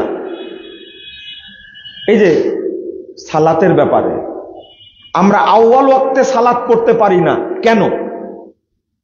মূল কারণটা কি? একটা মায়ের বাপ তো বাহিরে থাকে, মায়ের প্রধান এবং প্রথম দায়িত্ব হলো, প্রথম কর্মসূচি হলো তার সন্তানদেরকে আউয়াল ওয়াক্তে সালাত পড়ানো, প্রথম দায়িত্ব হলো। আপনারা বলবেন কেন? কেন বলছি? সালাত কবুল হলে অটো আপনার দুনিয়াবি কার্যক্রম সব আল্লাহ সহজ করে দেবেন, সব সহজ করে দিবেন। সালাতে ত্রুটির কারণে আমরা কোনো কাজে সফল হতে পারছি না। যেমন আজকে ফজর সালাতটা আপনি কয়টায় পড়েছেন, আপনার ওয়াইফ কয়টায় পড়েছে, আপনার সন্তানরা কয়টায় পড়েছে? 2। যদি আপনি জামাতের সাথে সালাতটা না পড়েন তাহলে প্রথম নম্বরে মুনাফিক। কি হলেন? মুনাফিক। প্রথম নম্বরে কি? মুনাফিক। তাহলে আপনি মুনাফিক অবস্থায় দিন শুরু করলেন। কি শুরু করলেন? দিন শুরু করলেন। আপনি প্রশ্ন করবেন, আমি তো ফ্ল্যাটে থাকি, আমার বিল্ডিং এ 20টা পরিবার, 30টা পরিবার, গেট লাগানো থাকে, লিফট খোলা হয় না। বলবেন না, প্রশ্ন করবেন না আপনারা? লিফট খোলা হবে 6টায়, আমি নেমে মসজিদে যেতে পারবো না, আবার উঠতেও পারবো না, কারণ সবার জন্য আইন সমান। আমি মসজিদে যাব কি করে? সালাত কিসের? সালাত কিসের? ফজরের। যে ব্যক্তি ফজরের সালাত জামাতে পড়ে না ওই ব্যক্তি যে মুনাফিক, এতে কোনো সন্দেহের লেশ মাত্র নাই। প্রথম কথা, ফজরের সালাত ফজরের টাইমে পড়তে হবে। অন্য সালাতের কথাও বলছি, টাইম হওয়ার 15 থেকে 20 মিনিটের মধ্যে জামাত করে নিতে হবে, এটা হলো বিধান। জোহরের সালাতের টাইম হয়েছে 11টা 54 মিনিটে, আজকের কথা বলছি, 11টা 54 মিনিটে। যদি আপনি জামাত করতে চান তাহলে 12টা 10-এ আপনাকে কি করতে হবে? 12টা 15-তে জামাত করতে হবে আপনাকে, 12টা 15-তে। এটা হলো সুন্নাহ। আর যদি করেন এই সালাতটাই একটাই, তাহলে কতক্ষণ পরে করলেন? 1 ঘন্টা 6 মিনিট পরে। এটা কি আউল ওয়াক্তে থাকলো? কখনোই না। আমি বলছি, শুরুটা শুনেন। তাহলে আমার মুনাফিকি দিয়ে কি শুরু হলো? দিন শুরু হলো। মুনাফিকি দিয়ে দিন শুরু হলো। আপনি সারাদিন যা করবেন, চ্যালেঞ্জ, সারাদিন আপনি যা করবেন আপনার কোনো কাজে বরকত হবে না ইনশাআল্লাহ। কারণ মুনাফিক অবস্থায় কি শুরু করেছেন? দিন শুরু করেছেন আপনি। তো কয়জন রেডি আছি? আপনাকে ঘুমাতে হবে 10:30 থেকে 11টার মধ্যে। যদি আপনি উঠতে চান, আপনি আমি ফেরেশতা না, 10:30 থেকে 11টার মধ্যে ঘুমাতে হবে আপনাকে। আপনি 4:30টায় টাইম হবে ফজরের। কয়টায়? 4:30টায়। 5টায় ফজর পড়বেন আপনি, ঠিক আছে পড়েন, কিন্তু 4:30টায় উঠতে হলে আপনাকে ঘুমাতে হবে কয়টায়? 10:30 থেকে 11টার মধ্যে। যদি আপনি মানুষ হন আর যদি ফেরেশতা হন তাহলে আপনার কাছে কোনো প্রস্তাব নাই আমার। যদি মানুষ হন আপনি আর যদি তাহাজ্জুদ পড়েন তাহলে আপনি ঘুমাবেন 10টার মধ্যে, 10টা বেশি করবেন না। আর মুরব্বীদের তো ঘুমই হয় না। হয় কি ঘুম? বুড়া বয়সের ইবাদত আর যৌবনকালের ইবাদত কি এক? এই জন্য হাদিসে আসছে কি, ওয়াশাবুন নাশা ফি ইবাদাতিল্লাহ। ওই যুবক যে তার যৌবনকালকে ইবাদতের মাধ্যমে গড়ে তুলেছে, তাকে আল্লাহ আরশের নিচে কি দিবেন? ছায়া দিবেন। বুড়াকে না, বুড়ার কথা বলা হয়নি। কারণ বুড়া অবস্থায় ইবাদত করছে, হাঁটুতে ব্যথা, ওর কোমর ব্যথা, বেশিক্ষণ দাঁড়া থাকতে পারে না, কিডনিতে সমস্যা, হার্টে সমস্যা। বুঝেননি কথা? ঘুমতো হয় না। এই সময়ের ইবাদতটা আমি আপনাদের কি বলতে চাচ্ছিলাম, যদি শুরু করেন, ইবলিস কত বড় শত্রু দেখেন।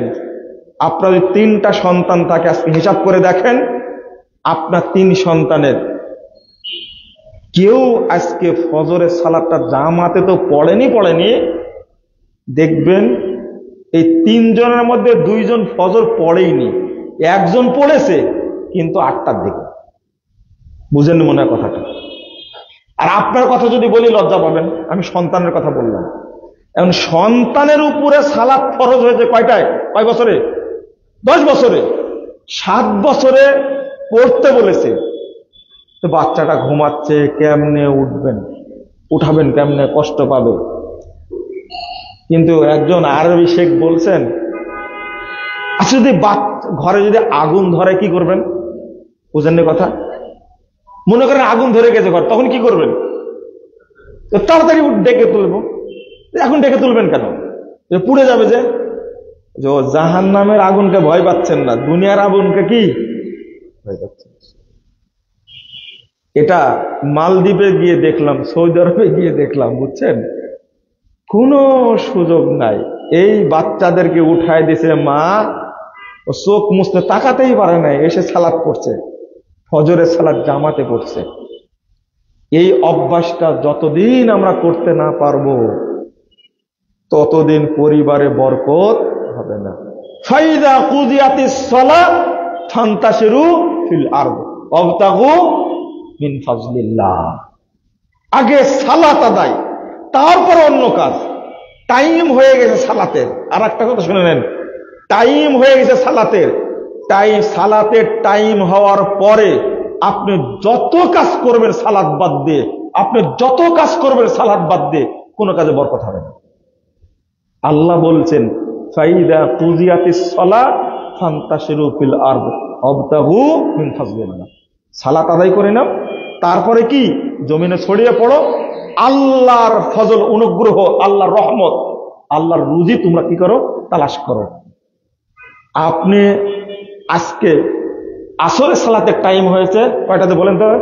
3:19। 3:19 টাইম হয়েছে আজকে।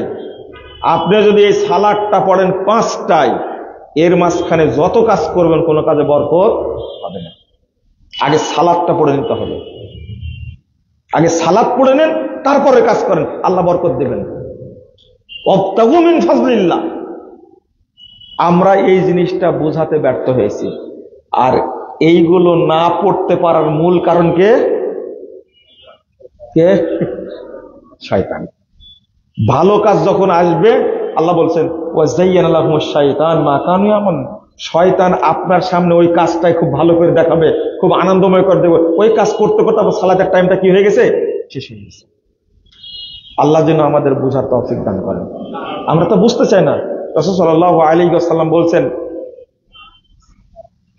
লাউ ইয়ালামুনা মা ফিত তাহজির লাস্তাবাকু ইলাই। যদি তারা জানতো ওয়াক্ত হওয়ার সাথে সাথে সালাত আদায় করে নিতে হবে। 615 নম্বর হাদিস সহিহ বুখারী, লাস্তাবাকু ইলাইহি। সব কাজ বাদ দিয়ে আগে কি করত? সালাতটা পড়ে নিত। আগে সালাতটা পড়ে নিত। তো আউয়াল ওয়াক্তে সালাত পড়লে কি কি বরকত? 1 নম্বর, আল্লাহ তাকে জান্নাতুল ফেরদাউস দান করবে। আউয়াল ওয়াক্তে সালাত পড়ে নেবেন, আল্লাহ আপনাকে জান্নাতুল ফেরদাউস দেবেন। 2, প্রথম যে দলটি জান্নাতে যাবে তাদের সাথে এই ব্যক্তিকে আল্লাহ জান্নাত দিবেন। 3, এই ব্যক্তিকে আল্লাহ বিনা হিসাবে জান্নাত দিবেন। তাহলে কি রহমত আছে বুঝতে পারলেন না? এর মধ্যে কি রহমত আছে? কিন্তু আমরা দুনিয়ায় প্রতিযোগিতা থাকার কারণে আমরা এই সমস্ত ফজিলত থেকে বঞ্চিত আছি। তাহলে প্রথম কাজ কি হবে? মা বাপের বলেন কি কাজ? ভুলে গেছেন তাই না? সন্তানদেরকে, ওয়াইফকে বলবেন সালাতের টাইম হয়ে গেছে, আগে সালাতটা পড়ে না, তারপর বাকি কাজ। সন্দেহ জিজ্ঞেস করবেন, আপনি অভ্যাস করে নেবেন। 1 সপ্তাহ অভ্যাস করালে বাকি টাইমগুলো সবাই কি আউয়াল ওয়াক্তে সালাত পড়বে। আজান কয়টায়? শেষ 8:30। আলোচনা তো অনেক সময় হলে শেষ করে দেখুন। আপনাদের নসিহা থাকবে, 1 নম্বর নসিহা থাকবে যে আপনারা শয়তান থেকে, ওয়াসওয়াসা থেকে বাঁচার জন্য সালাতটা সবাই সঠিক টাইম পড়বেন ইনশাআল্লাহ বলেন। আর আল্লাহর কাছে দোয়া করতে হবে। বলেন তো, রব্বি জাআলনি মুকিমাস সালাতি ওয়া মিন যুররিয়াতি রব্বানা ওয়া তাকাব্বাল দুআ। দেখেন আল্লাহর কাছে চাওয়া, এটা ইব্রাহিম আলাইহিস সালামে চাইতেন, হে আল্লাহ তুমি আমাকে এবং আমার পরিবারের সকল সদস্যকে সালাতের উপরে অটল রাখো। আমরা যদি সালাত কায়েম করতে পারি, আমি এবং আমার পরিবার, আল্লাহ তুমি আমাদের এই দোয়াটা কবুল করো। আমরা কেউ কোনোদিন বলি এটা কেউ বলি না। তাহলে আগে প্রতিষ্ঠা করতে হবে কি? সালাত। আচ্ছা একটা কথা বলেন তো, কোন ইবাদত না করলে শরীয়ত কি মায়ের কথা বলেছে? সিয়াম পালন করে না, মারতে বলেছে? হজ করতে যায়নি, মারতে বলেছে? কিন্তু 10 বছর হয়ে গেছে সালাত পড়ে না, কি করতে বলেছে? পিটাতে বলেছে, পিটাতে বলেছে। তো আসলে সিয়াম পালনের বিধানটা আমরা জানি না। 10 বছর হলে প্রত্যেককে সিয়াম পালন করাতে হবে। আপনার বয়স, মাসালাটা জানাই দিই, 7 বছর থেকে শিক্ষা দিবেন। 10 বছর হলে তোমাকে সিয়াম পালন করতে হবে, 1টা 2টা করে সিয়াম পালন করাবেন। 10 হয়ে গেলে যেন কি করতে পারে? পুরো সিয়াম পালন করতে পারে। বুঝেননি কথা? একটা ছেলের টাইম হয় পূর্ণ সিয়াম রাখার কয় বছর বয়সে? 10। ধরেন আপনি সিয়াম শুরু করেছেন 25 বছরে। কয় বছরে? 25 বছরে। কয় বছর করেননি? এই 15 বছর কিন্তু সিয়াম আপনাকে পালন করতে হবে। কথাটা কিন্তু মনে রাখেন, বুঝেননি? ওই 15, এখন বয়স 75 হয়ে গেছে, কিন্তু ওই 15 বছরের সিয়াম আপনাকে কি করতে হবে? করা লাগবে। এখন বলবেন কেমনে করব? 15 বছরের সিয়াম মানে 15 মাস। কয় মাস? 15 মাস। বছরে কয় মাস? 12 মাস। 2 বছর করলেই তো হয়ে যায়, কিন্তু করা লাগবে। ফিদিয়া দিয়ে কোনো কাজ হবে না। আপনি সুস্থ মানুষ, আপনি তো মরেছেন বলেন।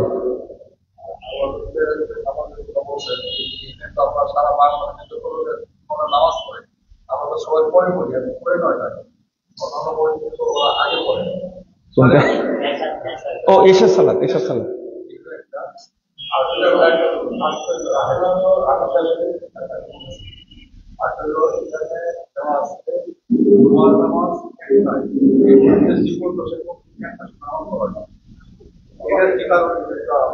আমি বুঝাই দিই।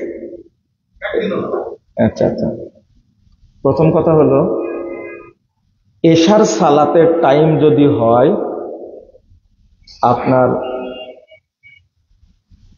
8টায়, ধরেন 8টায়, এশার সালাতটা শুধু এশার সালাতটা একটু দেরি করে পড়া যায়। আপনি 8:30টায় আজান দেন, তবে আধা ঘন্টা। কতটুকু? আপনি যে মনে করছেন আমি দোকান টোকান বন্ধ টন্ধ করে প্রতিদিন আপনি এশার সালাত পড়েন 11টায় বা 11:30টায়, বাড়িতে যান, খাওয়া দাওয়া করেন, ঘুমানোর আগে এশা পড়ে দেন, হারাম। হারাম, এটা চলবে না। দেরি করে পড়তে হবে এশার সালাত। তার অর্থ এটা 11টা 12টা না, এটা আধা ঘন্টা দেরি করতে পারেন। কতটুকু? আধা ঘন্টা এশার জন্য এটা। 2 নম্বর প্রশ্ন করেছেন জুমার দিন। আমি যদি আপনাকে প্রশ্ন করি আজান দেন কয়টায়? 12টা না, 12:15।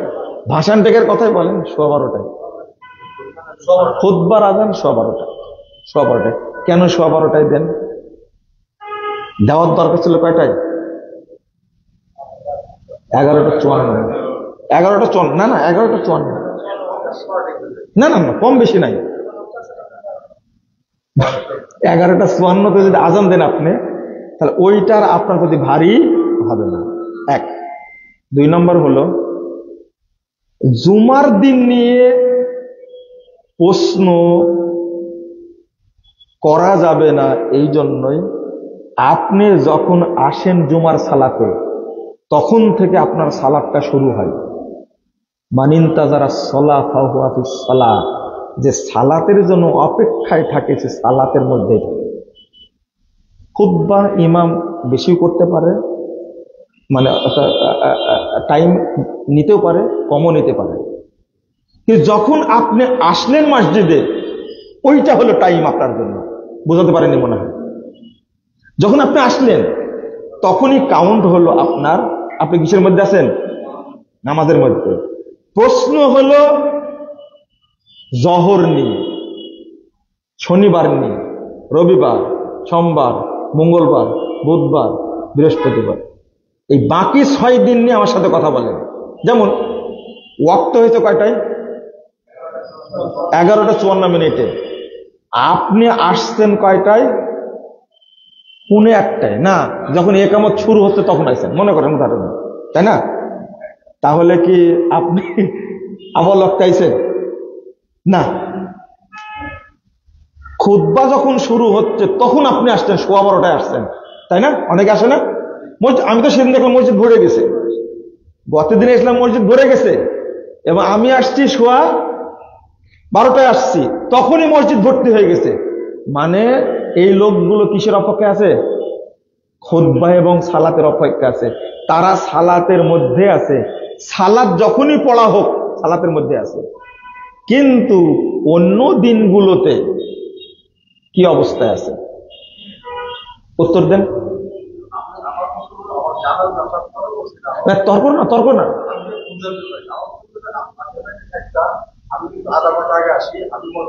হ্যাঁ,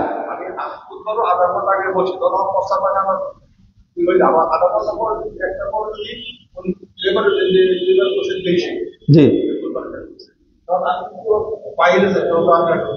হ্যাঁ, এই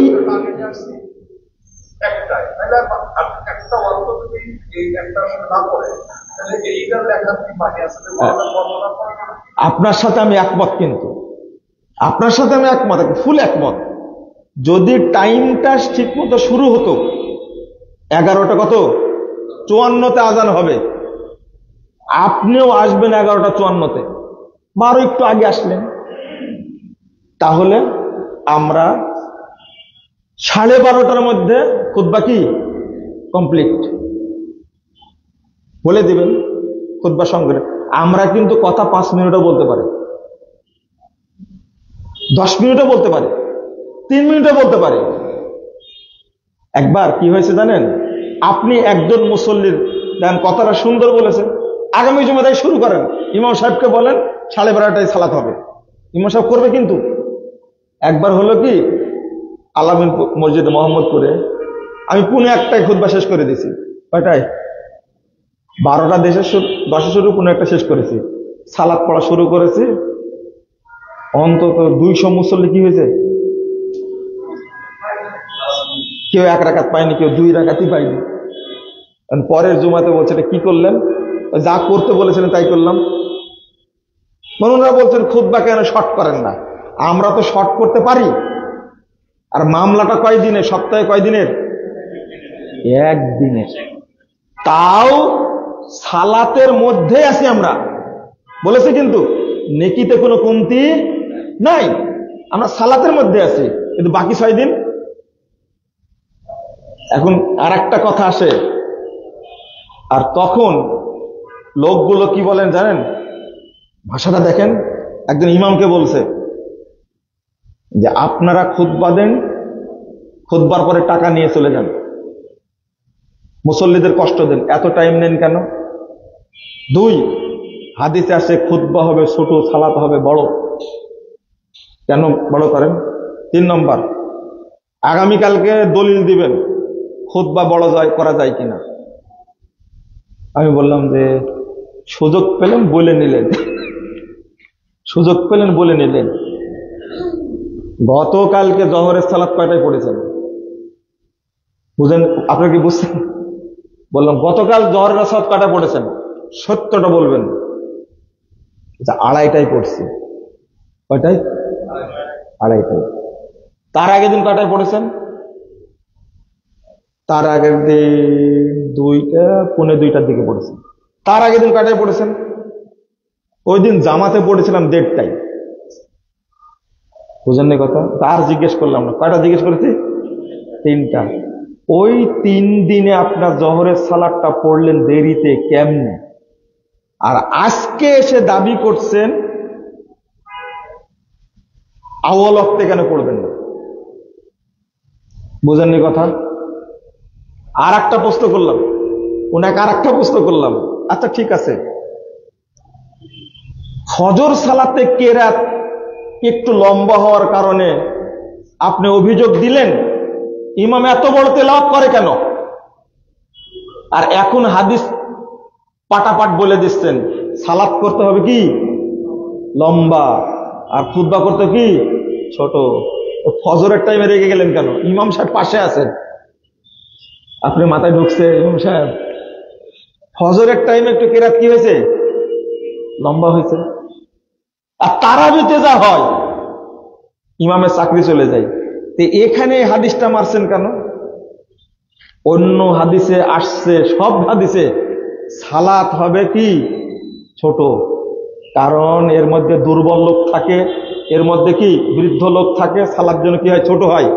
তো জুমার ক্ষেত্রে কেন বলা হলো সালাত হবে লম্বা, খুতবা হবে ছোট? উত্তর দেন তো। এখন উনি তো আর আলেম না, উত্তর দিবেন কি করে?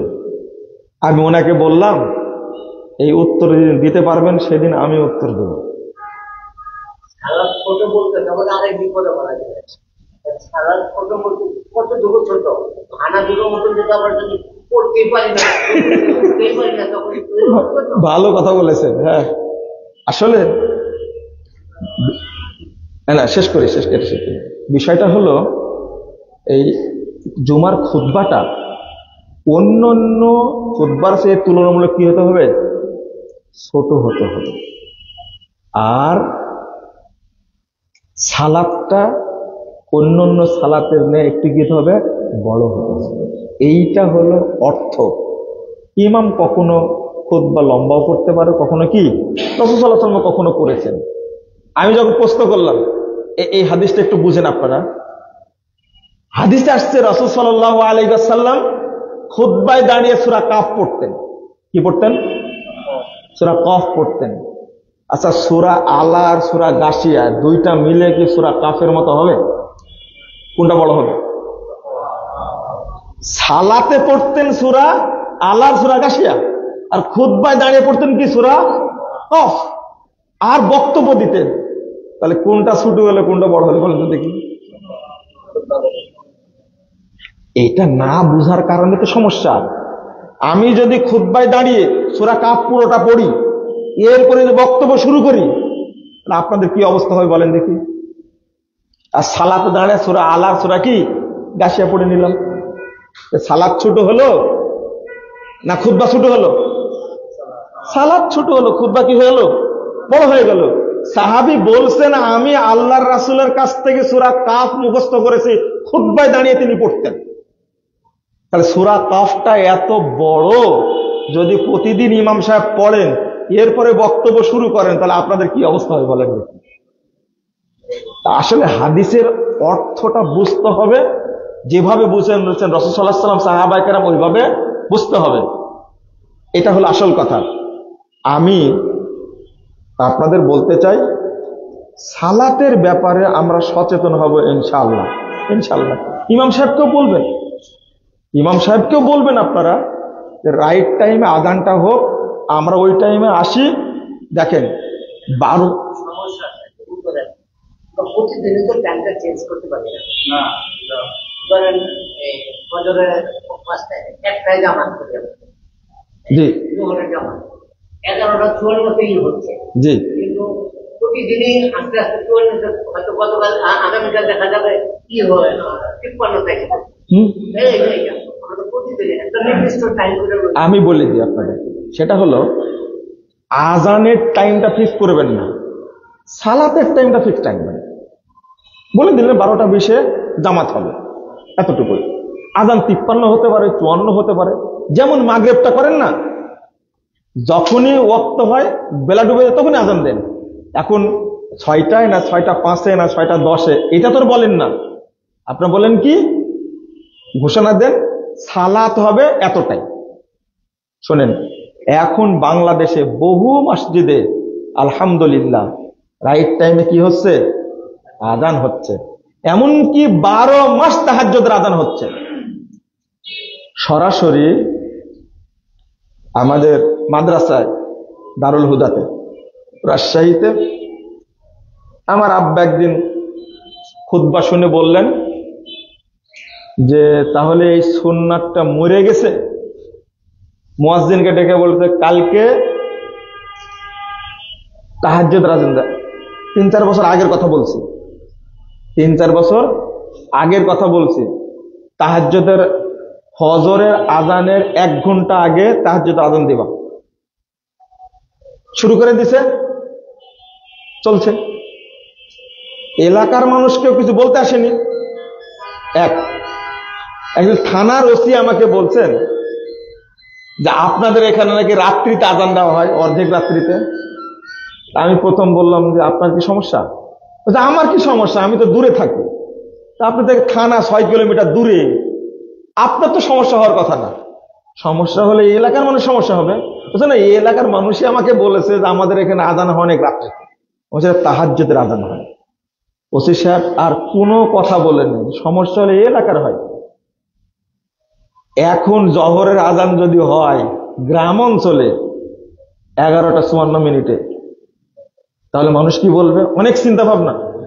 অথচ এতদিন যাবত আজান দেওয়া হচ্ছে, কোনো মানুষের কোনো কথা নাই, আলহামদুলিল্লাহ তারা তো চলছে। কিন্তু একজনকে চালু করার সাহস রাখা লাগে, এটা পদক্ষেপ নেওয়া লাগে যে ঠিক আছে আমরা আওয়াল ওয়াক্তে সালাত আদায় করব, টাইম হবে, আজান দিতে হবে। আসর পারি, ফজর পারি, ফজরটা ঠিক টাইমে না, সবচেয়ে কঠিন টাইম কিন্তু আসরের ফজর ঠিক টাইমে পড়তে পারি, কিন্তু আমরা পড়তে পারি না কোনটা, জহরটা। বিশেষ করে আহলে হাদিস মসজিদগুলোতে জহরটা পড়তে পারি না, এইটা কিন্তু খুব কষ্টকর। আসর কয়টা আজান হয়? 3:30টায়, মাশাআল্লাহ। আসর 3:30টায় আজান হয়, আর ফজর তো একবারে যখন টাইম হয় তখন হয়, তাই না? ফজর ঠিক টাইমে পড়তে পারি, আসর ঠিক টাইমে পড়তে পারি, জহরটা পারবো না কেন?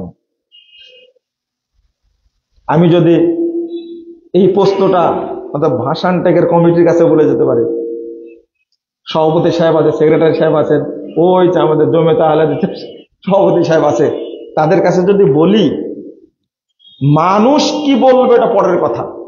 সবাই হজ করে আসছেন, আসেন না? হজ করে আমার সাথে হজ করেছেন। মক্কায় কিভাবে হয়? টাইম হয়ে গেছে, কি আজান দিয়ে দেবে, 12 মিনিট পরে, 15 মিনিট পরে, 10 মিনিট পরে সালাত শুরু হয়ে যাচ্ছে, 10 মিনিট পরে। তা আমার প্রশ্ন, আপনারাই হাজি, আপনারাই উমরাকারী, মানুষ 2-4 দিন কি করবে? সমালোচনা করবে, আমরা আসতে পারি না, আমাদের অফিস আছে। আরে আগে সালাত না আগে অফিস? আগে সালাত। এটা নিজেরা সিদ্ধান্ত নিলে এটা মডেল হবে। যেমন আপনারা আজান দিচ্ছেন 1:45 নাকি না 12:30টায়? 1:45 জহর, অথচ আপনাদের এলাকায় মোহাম্মদপুরে আজান হচ্ছে 12:15টায়, 12:15টায় 12:30টায় সালাত হচ্ছে। তারা কেমনে পাচ্ছেন? এই যাত্রাবাড়িতে কালকে আসরের সালাত পড়েছি, আজান হয়েছে 3:20-এ, 3:45-এ কি হয়েছে? সালাত হয়েছে। 3:20-এ আজান, 3:45-এ সালাত হয়েছে। আপনারাও পারবেন ইনশাআল্লাহ। 12:25-এ আজান হচ্ছে, যদি একটু আরো আগে করার দরকার। আমি বলবো ভাষানটেক একটা শক্তিশালী এলাকা, মাশাআল্লাহ, আমরা এটা বুঝি। তো যদি এই সুন্নাতটা আপনারা চালু করতে পারেন, আমি দোয়া করি আল্লাহ যেন এই সুন্নাত চালু করার কারণে আল্লাহ যেন আপনাদেরকে জান্নাতুল ফেরদৌসের জন্য কবুল করেন। আর আপনারাই পারবেন, আপনারাই পারবেন। প্রতিষ্ঠিত এলাকা, এটা পারবেন না কেন? এটা পরামর্শ করে দেবেন মুসল্লিদের সাথে, আস্তে আস্তে বাড়াবেন, আস্তে আস্তে। আজকে 1:45-টায় দিচ্ছেন, ঠিক আছে 12:30টায় করেন, কিছুদিন পরে এরপরে মুসল্লিদের বোঝায় 12:15 করেন, এরপরে আগামী বছর গিয়ে কি করেন 12:15 পড়তে পারে যে আসল টাইমে পড়ি। আশা করে মুসল্লিদেরকে বুঝালে তারা বুঝবেন ইনশাআল্লাহ। আপনাদের মনে কষ্ট দিলাম একটু, জাযাকুমুল্লাহ খায়রান। আচ্ছা বলেন।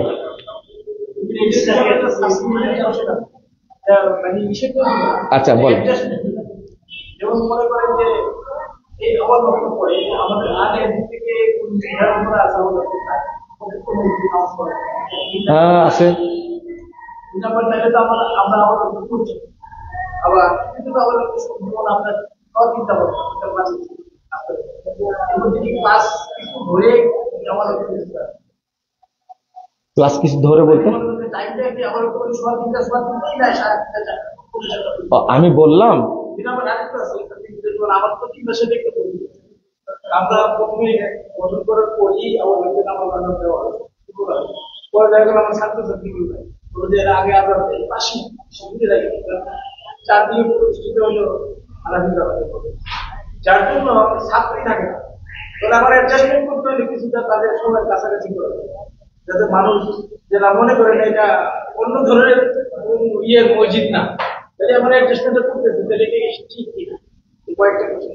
আচ্ছা আমি প্রথমত বলি, এই যে টাইমটা কিন্তু আমরা দিয়েছি, প্রথম মনে হয় আপনাদের মসজিদে আসছে ইব্রাহিম ভাইয়ের মাধ্যমে, আমরা সালাতের ওয়াক্তটা কখন শুরু হচ্ছে কখন শেষ হচ্ছে সেটা একটা চার্ট আছে আমাদের সারা বছর। এবং আমার অফিস থেকে প্রতিদিনের টাইমটা দেওয়া হয় 5 ওয়াক্ত সালাতে, সালাতুল ইশরাক এবং আপনার আরেকটা কি সালাতুল লাইল, সালাতুল লাইলেরও পুরো টাইম দেওয়া কখন থেকে শুরু হবে এটা তো প্রতিদিন দেওয়া হয়। 2 নম্বর হলো টাইম কখন থেকে কখন, যেমন ওয়াক্ত হয়েছে 3টা 19 আসরের 3টা 19 আজান দিবেন, এখান থেকে আপনি 20 মিনিট বা 25 মিনিট কি নেবেন টাইম নেবেন। সাধারণ টাইম 15 মিনিটই নেন আপনারা, তাই না 15 মিনিট। তো ওয়াক্ত হওয়া থেকে আপনারা জহরের সালাত 15 মিনিট নেন, ওয়াক্ত হওয়া থেকে আসরের সালাত 15 মিনিট নেন, 19 হলে 35 করবেন। কথা বোঝা গেছে? বা আপনার 22 হলেও 35 করেন, বা 40 করেন, 25 হলেও 40 করেন। টাইমটা জামাতের টাইমটা অ্যাকুরেট রাখেন, যেহেতু 1 মিনিট 2 মিনিট চেঞ্জ হয়, এইটাই হলো আসল। আউয়াল ওয়াক্তের মধ্যে যদি থাকতে চান তাহলে ওয়াক্ত হওয়ার কত মিনিটের মধ্যে পড়তে হবে? 20 থেকে 25 মিনিটের মধ্যে পড়তে হবে। এবং শেখ বিন বাজ রাহিমাহুল্লাহ বলছেন 15 থেকে 20 মিনিট, 15 থেকে 20 মিনিটের মধ্যে সালাত পড়ে দেবে ওয়াক্ত হওয়ার পর থেকে। আর 3 নম্বর প্রশ্ন করলেন যে জামাত আমরা আউয়াল ওয়াক্তে পড়লে মুসল্লি পাই না, তাই না? হ্যাঁ সুযোগ নেই, শোনেন সুযোগ নেই। যেমন ছাত্রছাত্রীদের কথা বলছেন, আর আমি বলি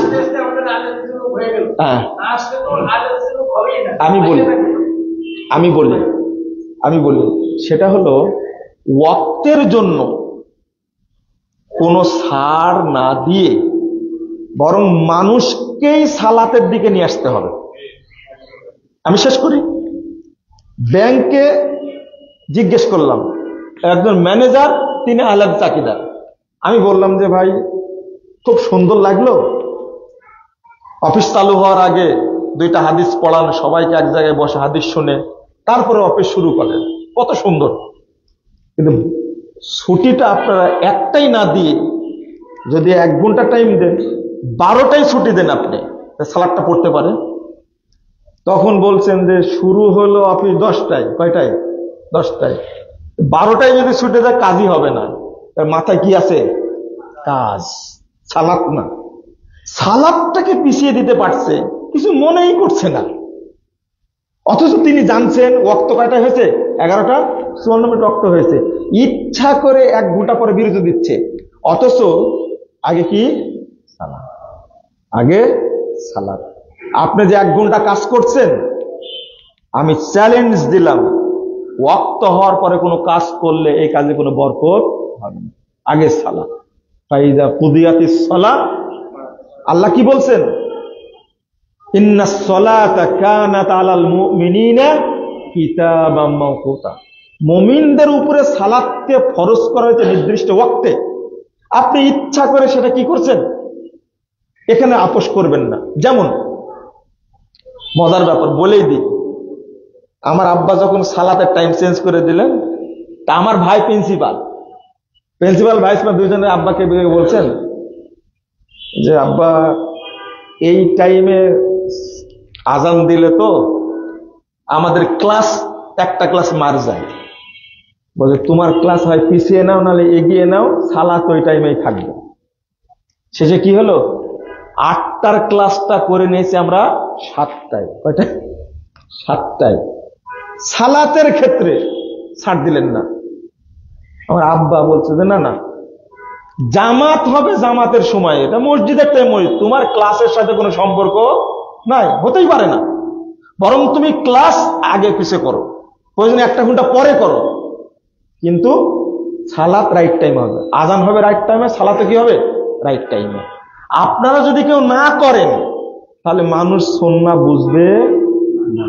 যেমন আগে আমাদের বলা হতো আল্লাহ আরশে আছে, এই কথা বললে মারামারি লাগবে।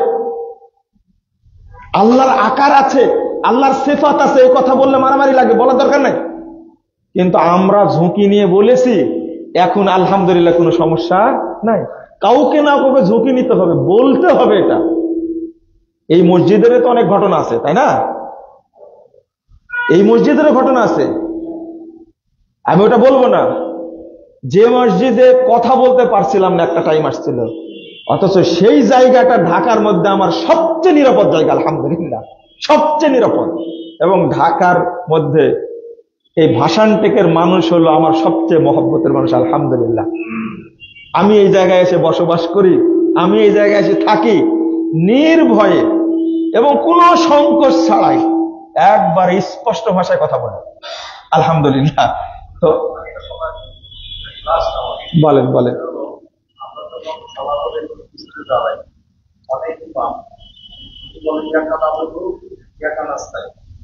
আমার মনে চায়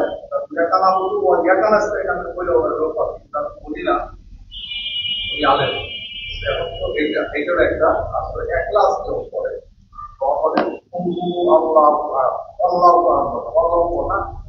স্পষ্ট করে না। আচ্ছা আচ্ছা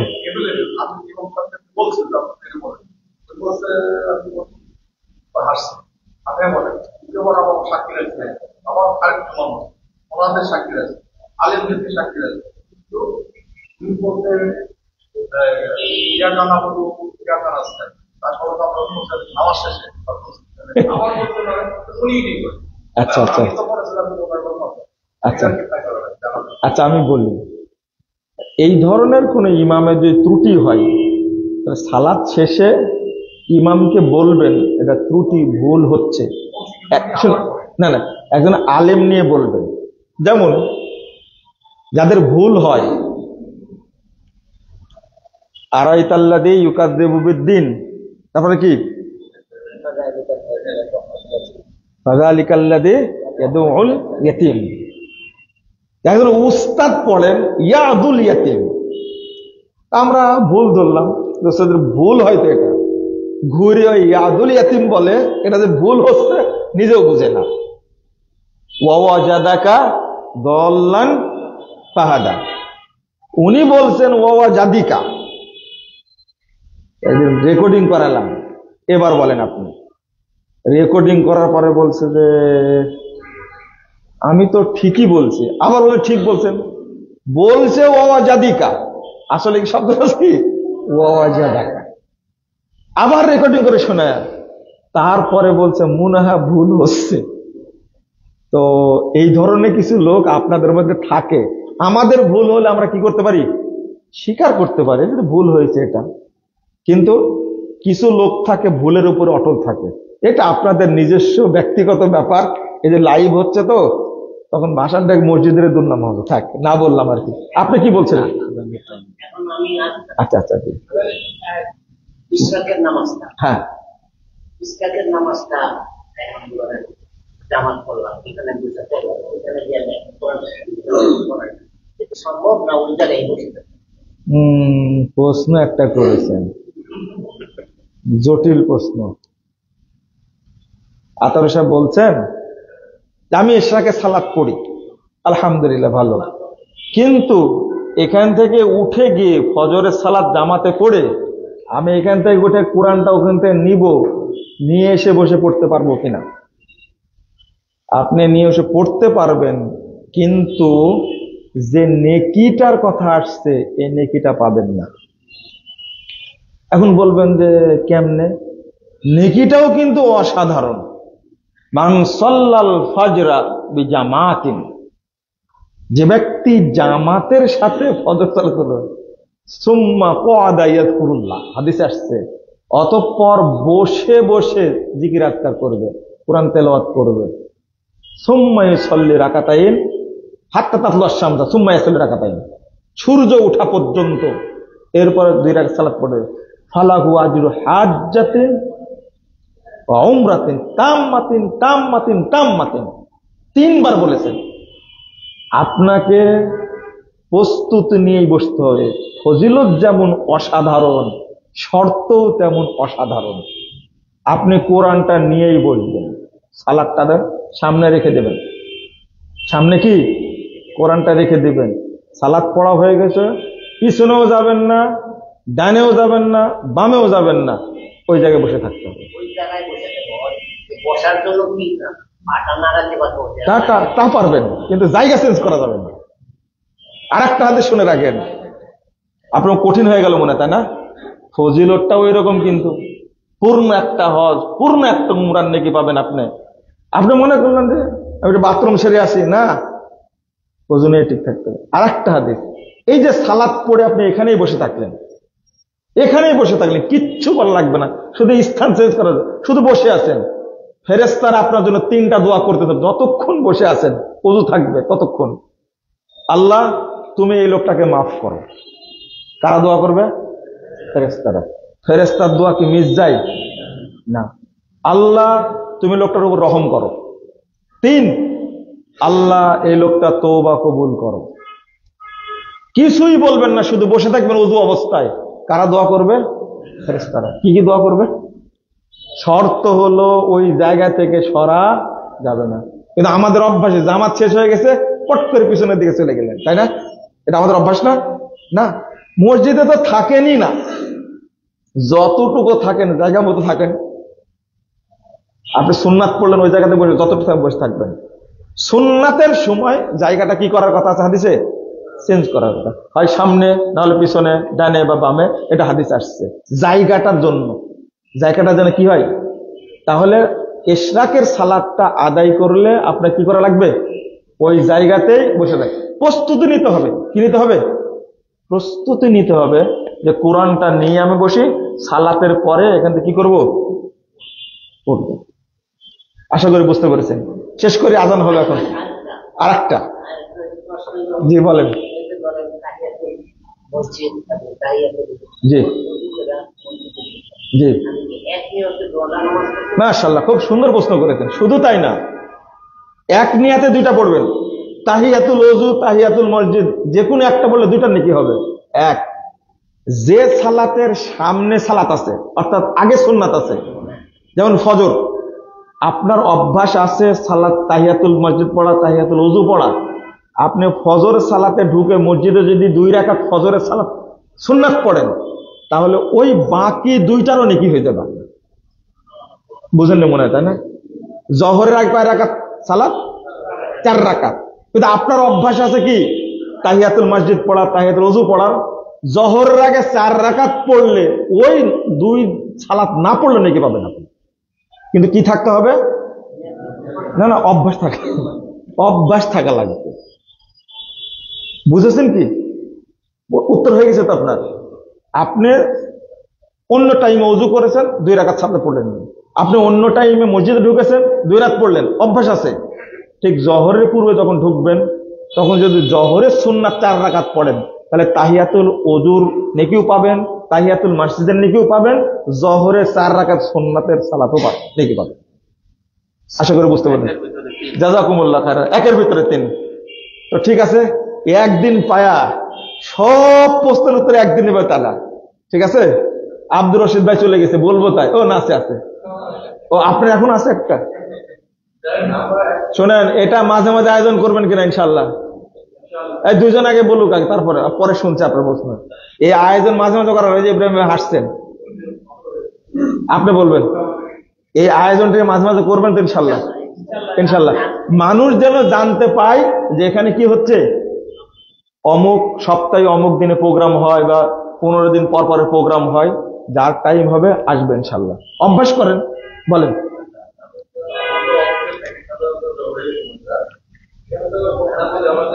বড় প্যাঁচ লাগালেন এবার।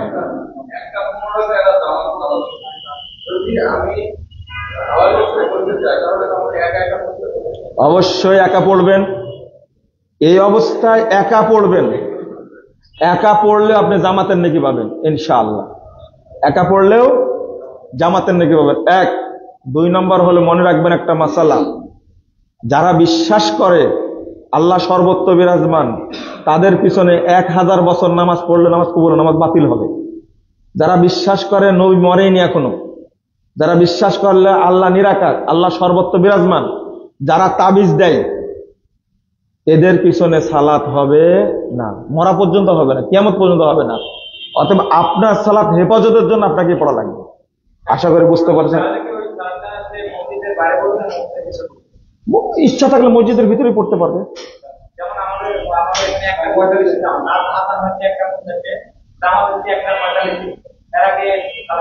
না, আপনি একে পড়ে আওয়াল ওয়াক্তে পড়ে নেবেন। না, আজান দেওয়া জরুরি না। হ্যাঁ, পড়ে নেবেন, পড়ে নেবেন। হ্যাঁ, শেষ করি, আজান হবে।